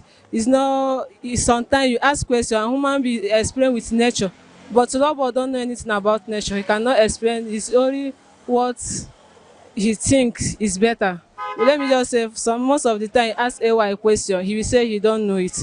But as a human, once you are educated and you exist, you just have a little reference to what someone has, even if you cannot tell the full detail of that, but you can give out something that the person will hold on. I trust AI to educate me because it's an artificial intelligence which can make you to be what? To be computer literate, that will guide you, and also you can use it to empower yourself in order for you to be financial dependent. It can lecture you into technology aspect of life, which you can use it to produce a lot of things and be useful to yourself. I don't think that there is any negative side of it, because for my children, it helps them in solving their homework, which there is artificial AI, that is artificial intelligence app, that is in my phone, that will help my son to do some of his homework by himself in mathematics. AI, there is the human factor. AI is not as calculative. AI cannot calculate, okay, this is what you need. For example, when you say my educational level, you mean as like different professions now. So for example, in medicine, AI does not have experience. So AI cannot train me according to what's happening in real life situation. It only has intelligence. There's intelligence and there's real life circumstance. So AI can't give practical examples. The negative side, I realize maybe it can make people become lazy, because every little thing people now jump to AI. It can reduce their intelligence quotient, because what makes people intelligent is stress their mind to think more. So AI can make people stop thinking, and which is now reducing their intelligence quotient, which means that whenever there is no AI, they can't function properly. I'll prefer human beings to educate my children, because I think they foremost had a knowledge about education. AI just came like a year ago or 2 years ago. In as much as, yes, the world is internet based and AI is what is the main issue right now, but I would still prefer a human than AI. Concerning our society these days, the children these days are so internet inclined. So, and we parents these days are trying to be very, very careful with what our children see online. So if my child is above 15, I can trust AI. But below that age, I wouldn't want to, because of what is in the internet these days. The opinions on AI education are mixed. While some see it as future of learning, others remain cautious. One thing is clear: as technology shapes our classrooms, the conversation about trust, qualities, and human touch in education is only just beginning. I am Chinaza Ifeanyi, Aneke TV. Advertise with us. Cover your events. Share your story. Call 070-30437110 today. Aneke TV. Move with the world. Welcome you to Youth Focus on Aneke TV. It is the program that takes up the responsibility of looking into the lives of the young people, and as well profiling solutions to solving a lot of problems we can find there. To achieve this, we make opinions, we give commendations, motivations, criticisms, and lots more. My name is Chukwemeka Obasi, and our topic for today is self-development. You can find us on our socials. We have our Facebook handle, we have our Twitter, our YouTube, our Instagram, and as well, yes, as a matter of fact, Facebook at Aneke TV, and you cannot regret you did so. Thank you so much. Permit me to introduce to you the guests we have on the studio today for this show. And as a matter of fact, they are high-profile personalities. I have the executive director with Jack Close First Class Limited, and of course, he measures as the personal development coach as well. His name is Uchenna Onyedikachi Chime. You're welcome on the show. Thank you, sir. All right, and I have a Lego intern at Nia Lego, and he also the director Global Youth Forge, and as well a spoken word artist. I'm talking about Kensley Chukwemeka Chijokem. You're welcome on the show. Thank you so much. All right, you've heard our topic for today is self-development. Let me begin with you, Kensley. To you, what could you take to be self-development? Okay, I would say very short, self-development, which can also be called personal development. It is an intentional and continuous way of improving yourself, whether your skill sets, whether your mindset, whether your potentials. But the key word is that first of all, it is continuous, in the sense that as the world evolves, you have to keep developing yourself, because if not, you'll be displaced in the world. So people that developed themselves 5 years ago may not be able to play in the marketplace, especially into today's world, which is a world of AI and all that. So it is a verse of it is intentional in the sense that if you leave it for the system does not develop you, especially if you go through the educational system we have inherent in the country. So it has to be intentional and self-development, your skill set, your character, your potential, so that you're able to maximize life. Okay, basically. Okay. Thank you so much. That's very apt and concise. Yeah. Which I don't know how comfortable you are with his own definition. Yes, just like Mr. Quincy said, self-development could also be said as an individual taking personal responsibility for his own personal growth. Okay, so it's a cautious and intentional way whereby someone takes that personal responsibility of developing his character, developing his skill sets, developing his awareness, developing his knowledge. And if you also look at it, you find out that this self-development is very important, because without self-development, you find out that most of the pursuit for success many of us want to achieve, it's not going to be possible. So that's why it's a very, very important topic. All right, Kinsley, if self-development is as important as you have enumerated, could you please take us through the essence of self-development? Okay, the essence are many. One, if you're not able to develop yourself, you will end up limiting yourself. So it's either you go through the ends of development or limitation. And the reason is because man was given birth to, man was created at a raw form. So it's just like crude oil. You can choose to leave it in its refined state, and then it's of little effect, little importance to man. However, we can go through the rigorous process of refining, whether it's fractional distillation for the crude oil or all other processes that are involved in maybe petroleum and diesel and all that. Why? It is the finished good that is of essence. So also in man's pursuit for success, we should know that it is your finished good as a person that is of essence. So it is when you have gone through the rigorous process of refining your, whether it's your skill set, your talent, your character, your everything, your holistic body, whether it's spiritually, financially, emotionally and all that.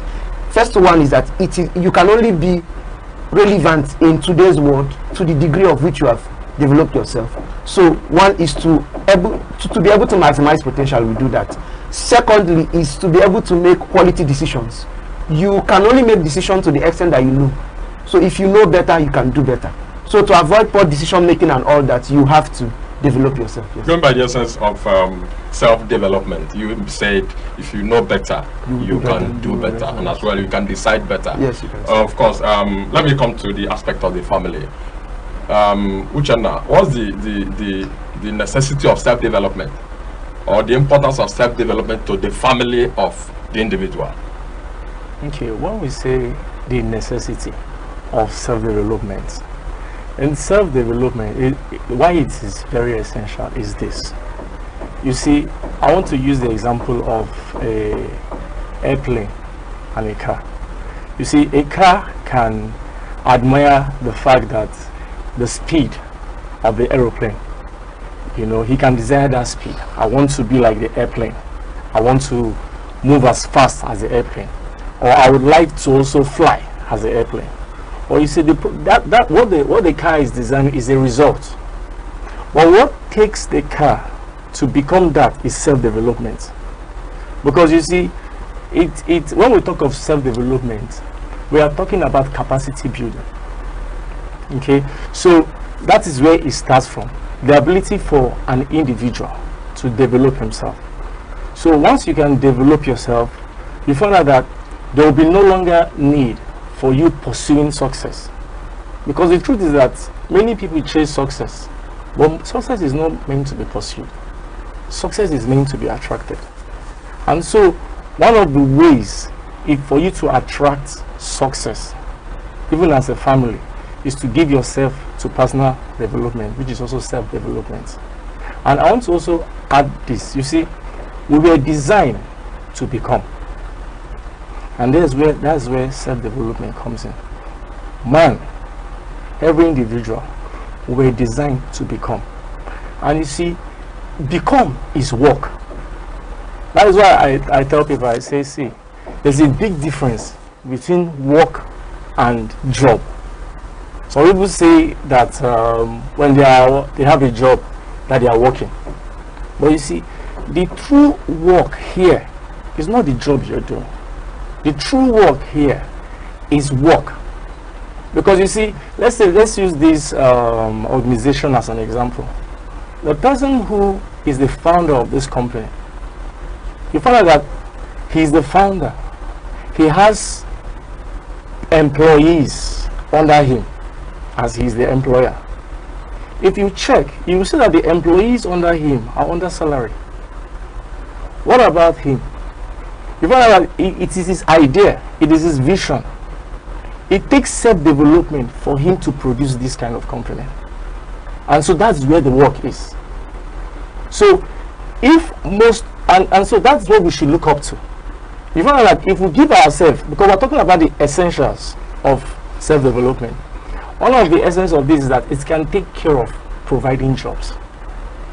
Because you see, if we want to also compare why we have developed nations to underdeveloped nations, you see that one of the things that the underdeveloped nations are suffering is that most of them are just consuming nations. They consume what the developed nations are producing. The developed nations, check the cars. The cars are coming from them, from the West. Who are the producers of Toyota? Who are the producers of Mercedes? Okay, Uchenna, I will come back to that. Yeah, thank you. Thank you so much. Yeah. Kinsley, let's bring it to the society. What does society stand to benefit? Supposing every young person decide to do what, develop himself or herself, what does the society stand to benefit? Okay. Or what type of society are we building? The benefits are innumerable at the societal level. One is that our image is oftentimes a reflection of those people who have gone through the rigors and the hard work of development. So we have the likes of Dr. Konjiwala, we have the likes of Anthony Joshua that is in the boxing field, and several people who are projecting our image internationally. So they are doing that, and as a country we are scoring points. We are scoring points in the sense that the more people, Chimamanda Adichie and the likes, the more people we have who have developed themselves at least to a global standard, is the more our image is being redeemed. Currently our image is not so good internationally, and that is because of people who chose not to develop themselves. And so are you saying it's a possibility that everybody can become like the people you have mentioned? When it has to do with is it not more of a destiny thing? When it has to do with purpose, when I said Anthony Joshua is not Nkonjuwala. The most important thing is that in any area of life you are maximizing your potential. So he's boxing and he's doing well globally. Ngozi Okonjo-Iweala is in the industry of commerce and economics, and she's doing that globally. Chimamanda Adichie is in the industry of writing, literature and all that. So the most important thing is that you have to be the best in whatever field you are. So we don't need to have everybody become Okonjo-Iweala, everybody become Anthony Joshua. But what we want is that every young person, especially, which is my burden personally, is that you are able to do so much in your field of life. Whether it is clapping, ensure that you are the best clapper. Whether it is that you are dancing, ensure that you are the best. That's just the goal. All right. From all we have discussed so far, I am thinking that you are saying it is important for one to develop oneself. Now let me bring it this way. Whose duty is it to develop oneself? Supposing one doesn't know how to develop himself, can one help one develop himself or herself? Okay, your question Which, are you there? Yeah. You didn't get it clear? I didn't get it clear. I mean, for instance, now I'm a young person, and you are. You're able to develop yourself. But in my own case, I can't develop myself because I don't know how to go about it. Then what happens to such a youth? I would say in such a scenario, such a youth should give himself to mentoring. This is where mentoring comes in. When you say that a person don't know how to develop himself, and there are other people who have been able to develop themselves. So that is where mentoring comes in. Like in the United States, there are about more than 4,800 units of this mentoring that happens there. And you find out that every year they produce 13,000 millionaires just through that mentoring phase. So once a person would desire to develop himself but can't, you know, he should look to a mentor, you know. And why we are saying this is because most times a lot of people can have goals that they plan to achieve, but there are other people who have already achieved those goals that they desire. You know, I would like to always use this TV station. For example, if someone aspires in the future, I would like to own my own TV station. Further that, one of the wise decisions you should make is to look for someone who really has this thing that is your vision. And once you submit under that mentorship, you find that it becomes very easy for you. That's when you gain knowledge, you gain the skill sets, you gain the wisdom, you gain the, you know, whatever it takes to produce this. So the mentor shortens that journey for you.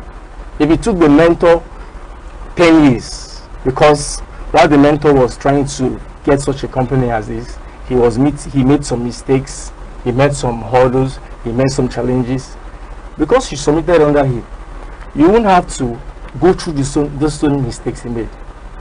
It may have taken him 10 years, but because you submitted under him, within 5 years, you achieve the same thing.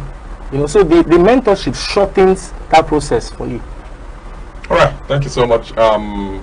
Kesley, let me come back to relationship between development and self-discovery. What can I say about that? Or what's the thin line between them? Okay, I would say categorically that self-discovery precedes self-development. And the reason is because, so just for short, self-discovery has to do with knowing who you are. Knowing who you are. While self-development is growing who you are. So you are able to develop what you've effectively discovered to the extent to which you have discovered. So these things are, oftentimes people think that they can be used interchangeably, you know, that they are synonymous, but I don't believe that. I believe that self-discovery comes first. So in your journey of life, you have to discover, first of all, what it answers the question of who am I, what do I like doing, what are my strengths, my weaknesses. This is, now when you are now developing, you are developing to the extent to the things you have discovered. So I discover I love speaking. I can now challenge my development to public speaking. I've discovered my strength is I love teaching people, and I'm channeling development. So I'm now buying books, meeting mentors, like he said, on the line of development. So yes, discovery comes first, and then you develop what you've discovered. So it answers the question of who am I, what are my strengths, what are my weaknesses. Oh, I don't like camera, so this is an area to develop. I don't like talking so much to people. This is an area to develop. I don't like writing. This is an area to develop if it is in line with purpose and vision and clarity. Just that. Kesley, maybe in your own case, you were able to discover yourself. You were able to identify whom you are, and then discover yourself, and probably match it side by side with your self-development. And probably today you are what you are. But Uche, I think the problem is that a lot of young people don't even know how to go about discovering themselves. It is a problem. It is. There's a difference between animate and inanimate objects. We are human beings, we are animate, and we have consciousness in us. Good. It takes one that has interest in something to go into that thing. And it takes one that is able to identify something to probably go through that thing which he has identified. But a lot of people don't know how to do it. Don't think it's a problem? Based on self-discovery? Self-discovery. It's not really a problem. And that's where we're coming from. We're coming from the fact that once the person can submit under mentorship, the mentor himself can help that mentee find his path. Do you need to go through mentorship before you discover yourself? There is a stage where I think it was an Isaac Newton that says, I have seen fathers by standing on the giant of others. So to the extent that you've not been able to know these things, you can find somebody. But again, my opinion on mentorship is that you A mentorship is defined, right, in the sense that I'm going through this path, and I'm now finding somebody going through this path that has gone through it. So what happens when someone don't even know the path already? Like, I don't know whether I love public speaking, I love writing, I love dancing. So that is my point. So for instance, I believe the subject of mentorship comes when I have defined, okay, this is where I'm going through.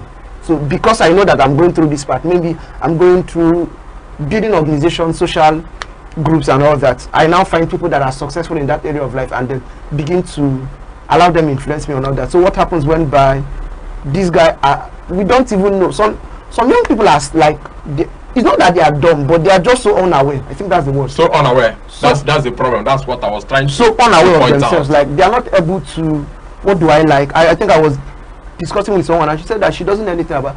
I mean, start going out first of all. Like, expose yourself. I tell people service is one thing that has helped me. Serve. Like, go out and do something with your life. Start something. Just serve. Do mistakes and then learn. At least you will learn how not to do something. It's not motivation. It's just life. Like, I've done this over and over again. At least if I did not get anything I thought, I learned how not to do this thing like this. As a matter of fact, that's where I'm coming from. Like, we're talking about AI today. There are people who have not heard it. A lot of young people, 20 years, 25 years old, young persons. Some are graduates that have not heard about it. To talk of going for it, they are totally unaware. What do we do about them? Now, the processes of self-discovery or self-development, apart from discovering yourself, then going through mentorship, what are other processes? I'll say other processes to self-discovery, first of all, is assessment. Assessment, how? Assessment, whereby you go through what we call personality tests. Personality tests are where you find your strengths. You get to discover the areas of your strengths. You get to discover the things you like, what you love doing. You also get to find out your weaknesses. There's also what we call temperaments. You get, because we have 4 temperaments. That's what we call the sanguine temperament. That's what we call melancholic temperament. That's what we call choleric. That's what we call antiphlegmatic. So in those 4 temperaments, you need to find out which of them are you.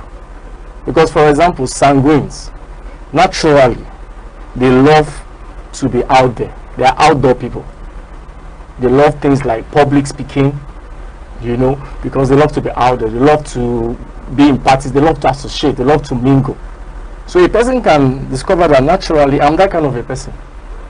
But for someone like the melancholics, these are indoor people.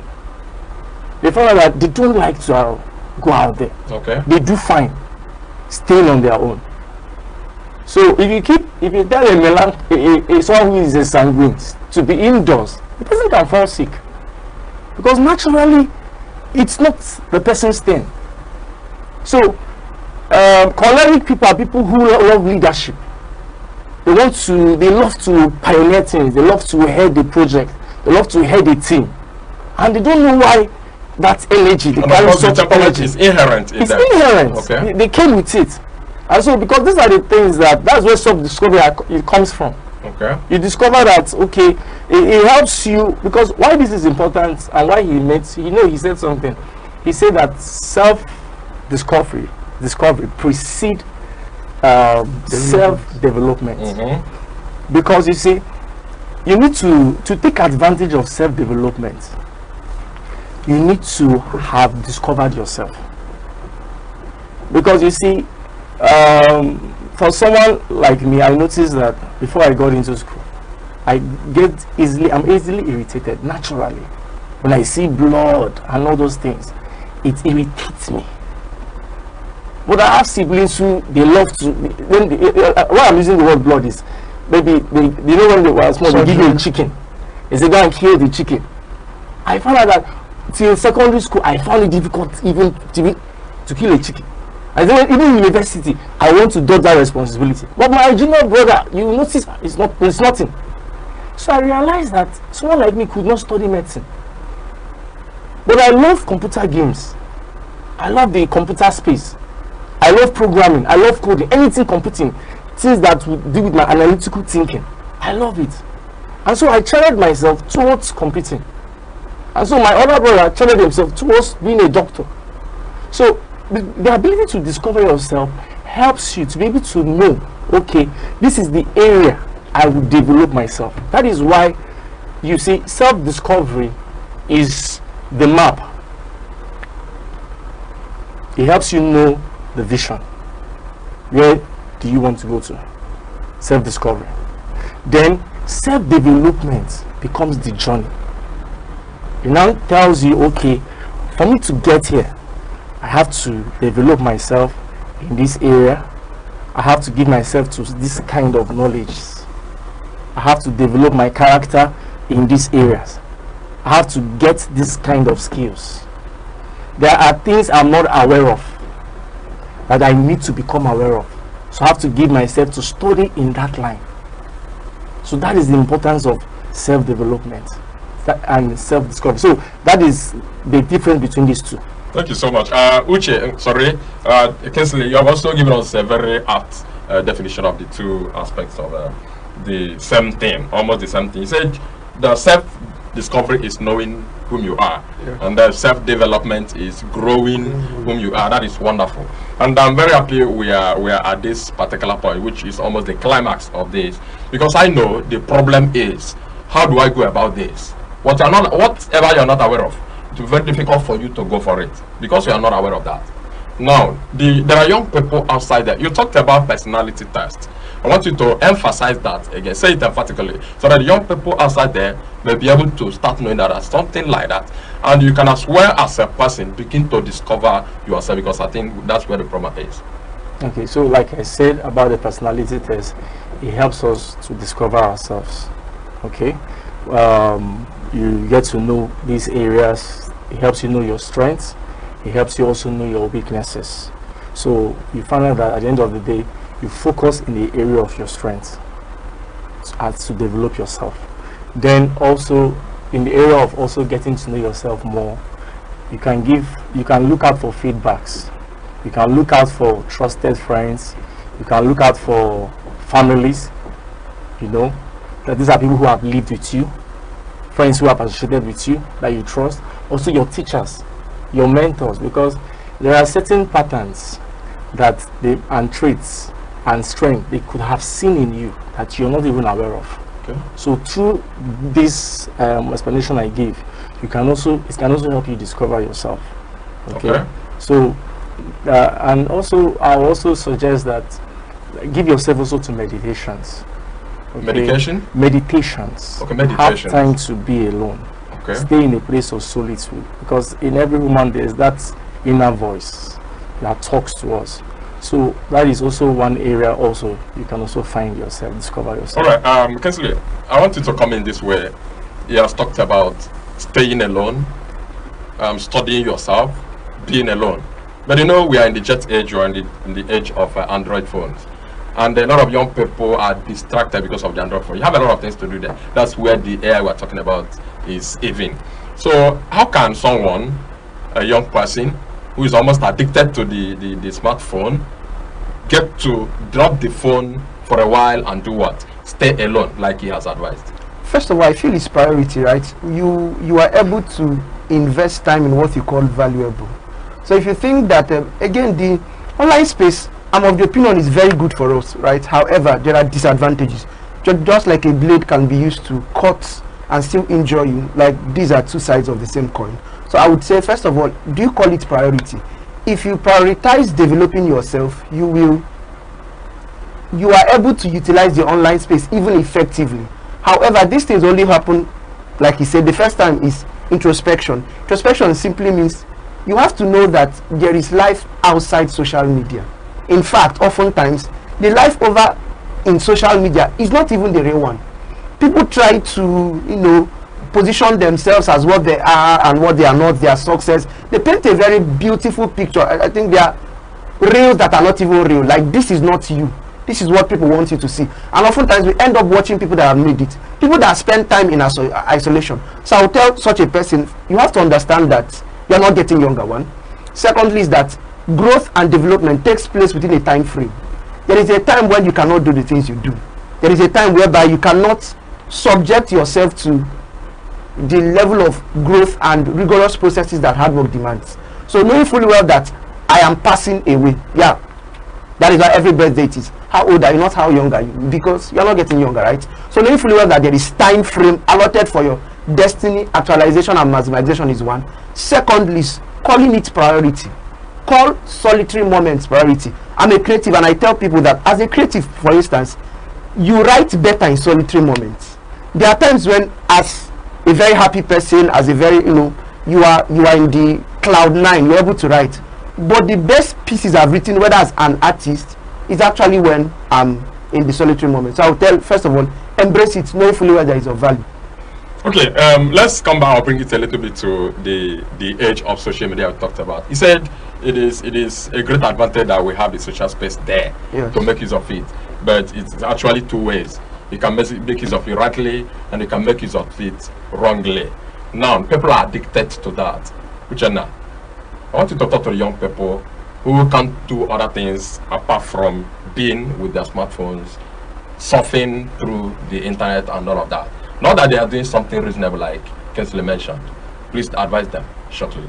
All right, if I will advise the youth based on the fact that they have not discovered themselves. Yeah, if I should advise the youth based on the challenges of the social media space right now, that's that thing that draws them, that they can't help themselves, or to stay glued and whiling away their time on social media. One of the things I would advise them is that, first of all, they have to have an understanding that the most important commodity on earth is time. And what you spend your time doing, you become. Okay? When I say time, I mean that time is an asset.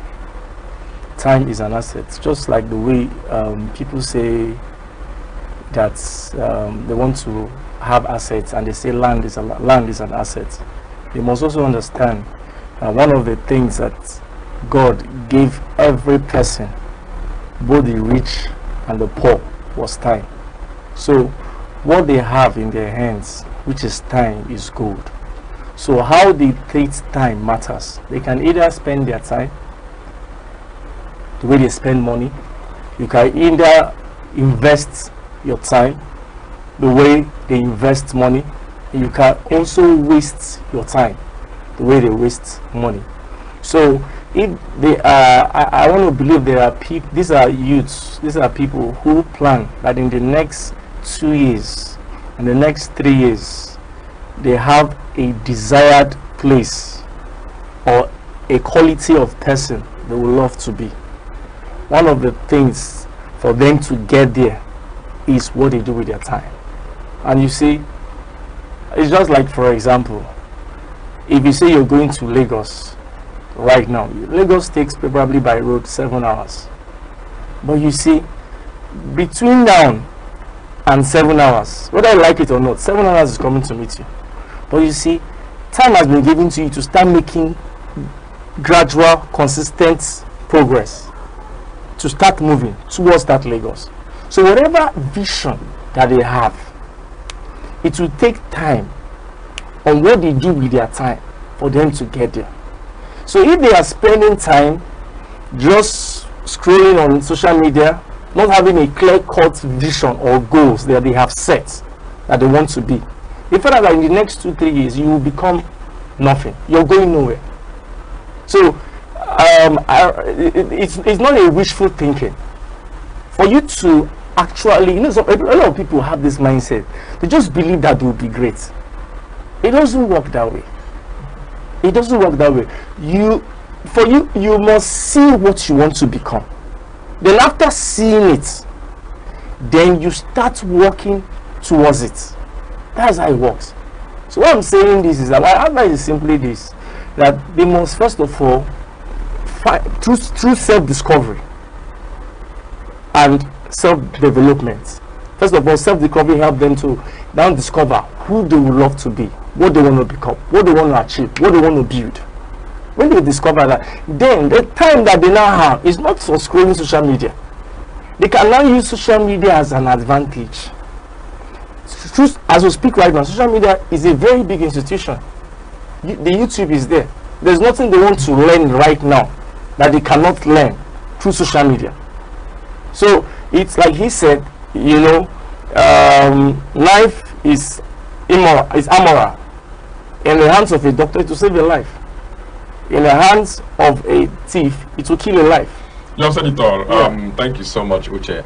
Kesley, Uche has given us a wonderful standpoint, saying that the most important commodity on earth is time.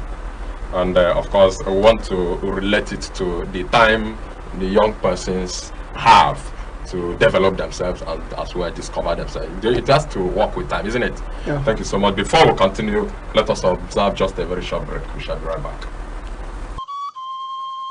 Need advert placements, coverage for events, or the latest news stories? Call 070-3043-7110 right now. Aneke TV, move with the world.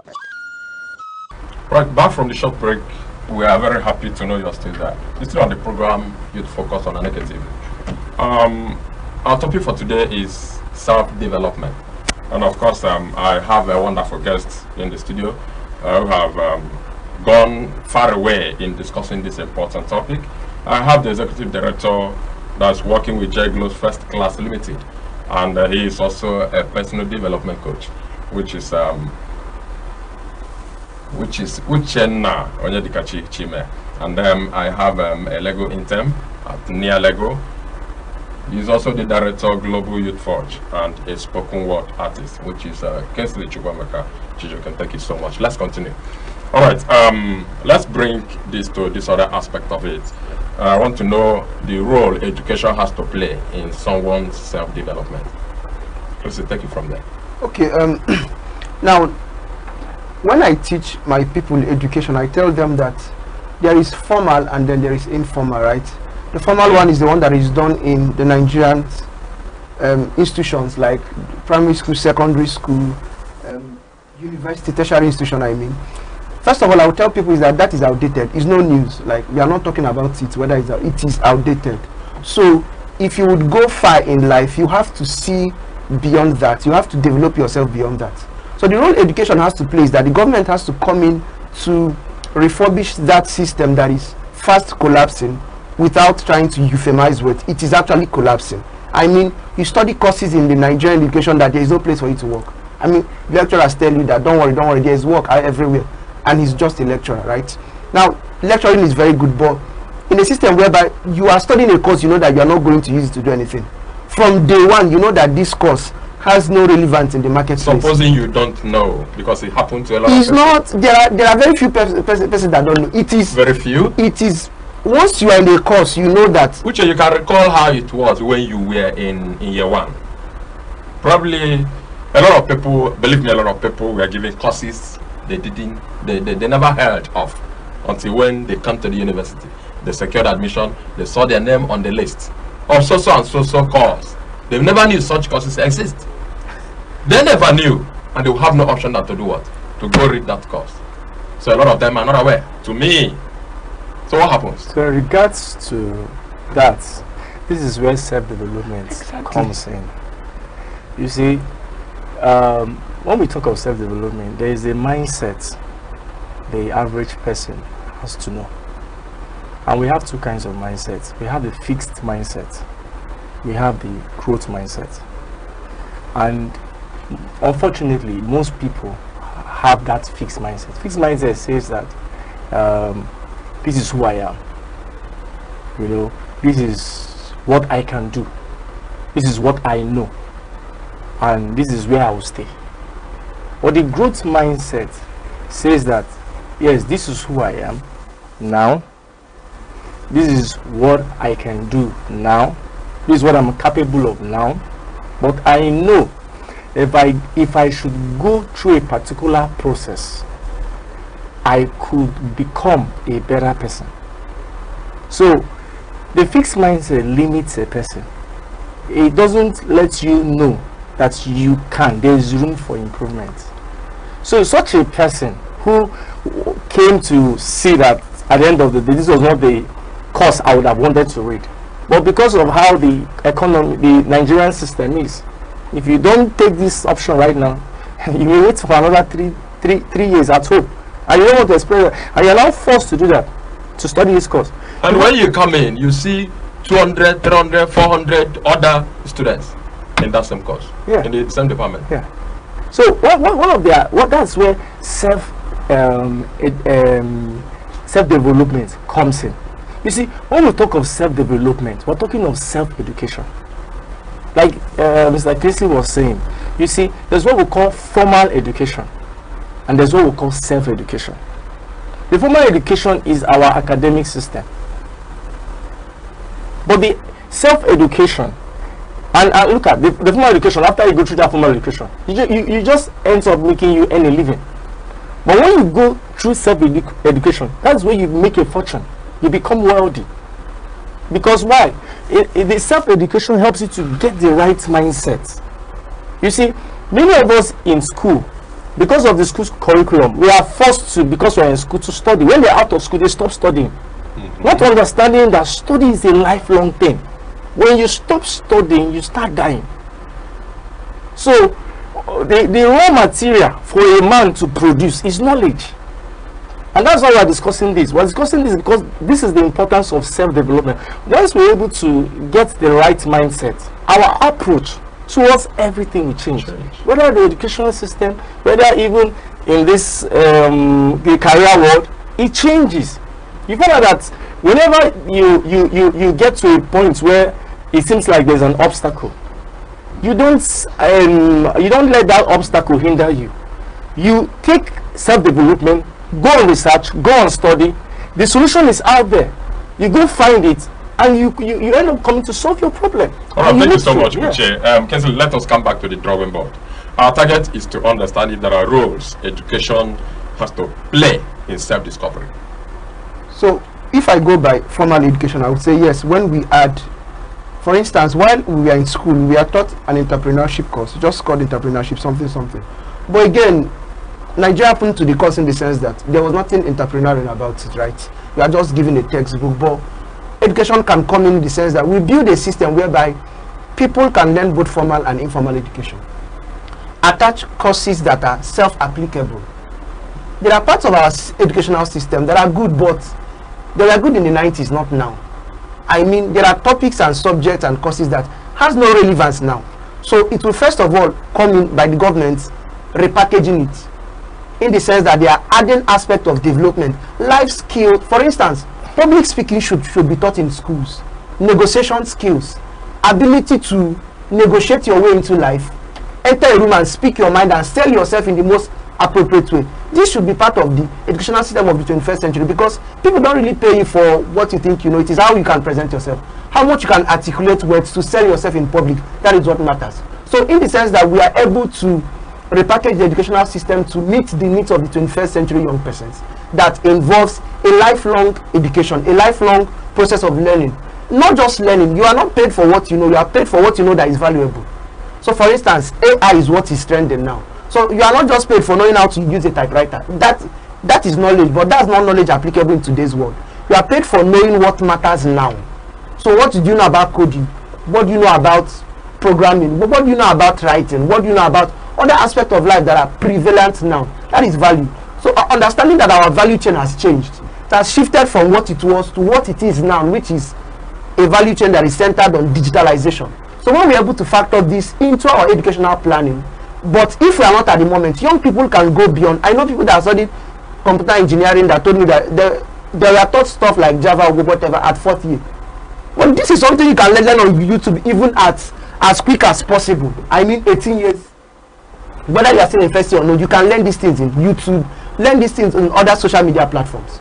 So I would say we start by redefining what our educational system is, and then inculcating this aspect of development into our educational system. But in all now, Uche, does education have a role to play in self-development? Yes. In all? In all, it has. Just like Mr. Kingsley has rightly said, there are some courses that he is suggesting that the school should adopt. You know, become a public speaker. Such kind of course is very important. Becoming a salesperson. We have established that fact. Very important. Yes, it is. Now let us bring it to those young persons who are not privileged to go to school. Even if we modify the educational system, as I have mentioned, they are not privileged to go to school. They are only there with the informal education we are talking about, taught by their parents, probably by some spirited individual in the society, and all of that. That is their limitation. What happens to them in terms of self-development? There is a few limitations in the 21st century, and I will say this. Check those that are making trail marks across the globe. They did not even have this so-called revered formal education to the quality we have it. In fact, some of them propagate that the more you have that education is the more you cannot be successful. I mean, do you agree? I don't agree. Okay. But these are people with results. You have the likes of Robert Kiyosaki, the guy that wrote Rich Dad Poor Dad. Rich Dad Poor Dad. He counters formal education because he knows that this was not what made him, and he believes that this is limiting. So I'm now just trying to make a point for those that are not advantaged to an extent of going through the formal route. Go through the informal route. You will still not be less. You too, with data, with a good phone, at least if you cannot pay school fees of 200,000 or 1.something million in a private university, you can get 1 gig. Decide, I want to grow in the area of public speaking, for instance. There are a whole lot of people who will teach you that online. Before you take that decision, I think you have to discover yourself. That's exactly what we're talking about. Exactly. Not everybody that can speak in the public. Exactly. It is skillful to some people because it is inherent in them. No, I'm just talking about an area of life. It could be anything. It could be music. Okay. It could be drumming. Okay. Even drumming, so people learn it online. Just anything at all. So if you are not privileged to go through this route, you are also privileged. Now, the formal route can only become an advantage to people who know how to use it well, knowing fully well that this is just the basics. Let's bring it to skill acquisition. How much can skill acquisition help a young person to develop himself or herself? Yeah, so much. Like he said, developing yourself in the area of coding. Coding is a skill. Yes. Public speaking is also a skill. Becoming a salesperson is also a skill. So, like I said, if you can also meet mentors who are already there, these are what you aspire to be, and you submit under them, you serve them. You can serve in organizations, you can even work like in a TV station. You can come here and be a volunteer staff because of the vision you have. What you find out converting your time here for is that you end up getting knowledge. And over time, because you see, I know that the purpose of most of all this whole thing we are talking about, the end goal is money. Why I'm saying this is because, but you see, the raw material before we get to money starts from learning. So once you're able to learn, and once you're able to learn, and what are you learning? Knowledge. Once you give yourself to have learning and getting knowledge, you now discover that knowledge you have gotten now makes you valuable. And now, because you're now valuable, what attracts money is value. So it starts from learning. So once you're willing to learn, the sky is your limit. Yeah, when you were talking about limiting yourself to service, I think you once said that here. Something struck my mind. Apprenticeship. Yes. People did it, especially in this climb, more in the olden days. But these days, in this era of education and research, people now go to school instead of going for apprenticeship. Is there any way in this era, even in this era, it can help in self-development? Apprenticeship is really nice. I mean, I've studied just a bit of people who went through that process. It is another institution of learning that needs to be studied. I mean, you pick a boy from the village and give him 6 years, he's able to unbundle a car, a complete car. That is, there's no level of self-development. You are not taught that in mechanical engineering in school. I'm telling you the truth. That because what they are dealing with is practical aspect of life, not the theoretical aspect that this is the fulcrum, this is the gearbox, this is the dashboard. You are taught what matters. So I also encourage it for people who can go through that route. However, I think it has to be legislated in the sense that what the stories we hear now from apprenticeship is not so nice. I mean, the stories of Oga, maltreating the boy and then doing them in such a way that was not prevalent then. And in some cases, the boy misbehaving, siphoning funds and all that. So if it is revolutionized, I mean, it is actually a powerful tool. I mean, I've seen people that did not for one day go for pharmaceutical learning, in terms of drug giving and all that. But they are not licensed. But these guys can give you drug, and it is. I'm not in full support of that, because the Nigerian society law demands that at least you have a license to practice. But they build institutions that end up actually giving people not just relevance, but building the society to become something better. So I would say yes, if it is what we know as apprenticeship, it is advice. It is also another institution of learning that I think the white men need to come and study our own. They need to study it. Hey, okay, thank you so much. Uche, let us bring it to this SNY and the DPR. Yes, because a lot of young people go into it, even masquerading. How much or in what ways can that help in self-development? SNY, native doctorship, and SNY. You've not heard of that? Young people go into it these days, and some do apprenticeship in it. Around this festival, to become DPR, native doctor, to become SNY in the nearest future. The truth of the matter is that I don't support that. Okay. I would want such kind of people, because at the end of the day, will you call that one apprenticeship? Why they want to become maybe the future chief priest? So I would encourage such. I would encourage them to give themselves to self-development, look for something that can add value to the society, something that can add value to the people at large. Okay, so there are many other things they can channel that time into than the SAY and the debate thing, So I will encourage them to. There are many things right now on this age that they can give themselves to, and it will be more better for them than going towards that direction. Okay, thank you so much. Quickly tell us the aspect of mentorship that worked for you as a person.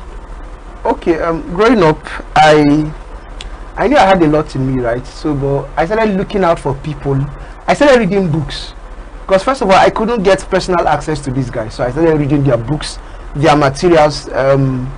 So I would say, first of all, the aspect of mentorship, I would like young people, especially when you cannot have a one-on-one conversation or meeting point with these people, read their books.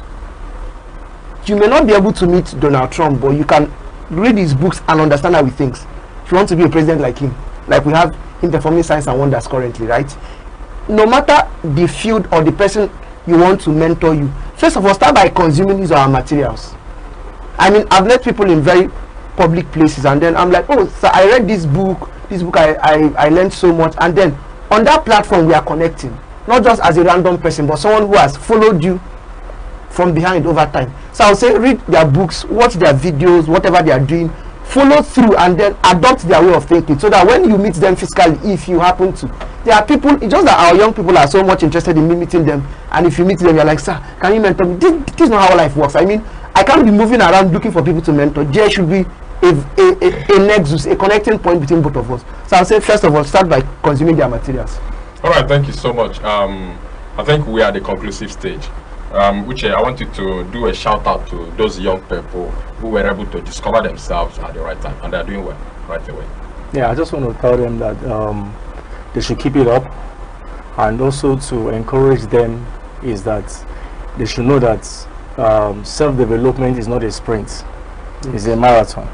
Okay, so they should be patient, but they should be consistent, and they should use their time wisely. All right, patient, consistent, and then they should use their time wisely. All right, I want you to also give your parting words to those young people who are not able to discover themselves or develop themselves, even as we speak. Okay, I would end with the words of late Dr. Miles Monroe. He says that the richest place on earth, or the wealthiest place on earth, is not the gold mines in Saudi Arabia, not the oil wells in Kuwait. He says, unfortunately, it's the cemetery where lies talents that we have never harnessed, where lies music that we have never sang, where lies people that knew how to draw that never got to draw. So he says that his advice to people, which is my advice to people, is to die empty, die finished, right? Don't die knowing fully well that, I think it was Apostle Paul that came to a point in his Christian journey. He says, I have completed the race. So come to a point in your life whereby you have used everything that God gave you, whether potential, whether talent, whether gifting, whether whatever. You're at a point where you can tell yourself, I have used all this. to serve God and to serve humanity. Thank you so much, Uche Na Onyekachi Chime. And thank you so much, Kensley Chukwuemeka Chijokem. It has been a nice time we shared with you. Thank you so much. This is where we draw the curtain for today's event. My name is Chukwuemeka Obasi. You have a wonderful day ahead of you. Advertise with us. Call for your event. Share your story. Call 070-3043-7110 today. Aneke TV. Move with the world.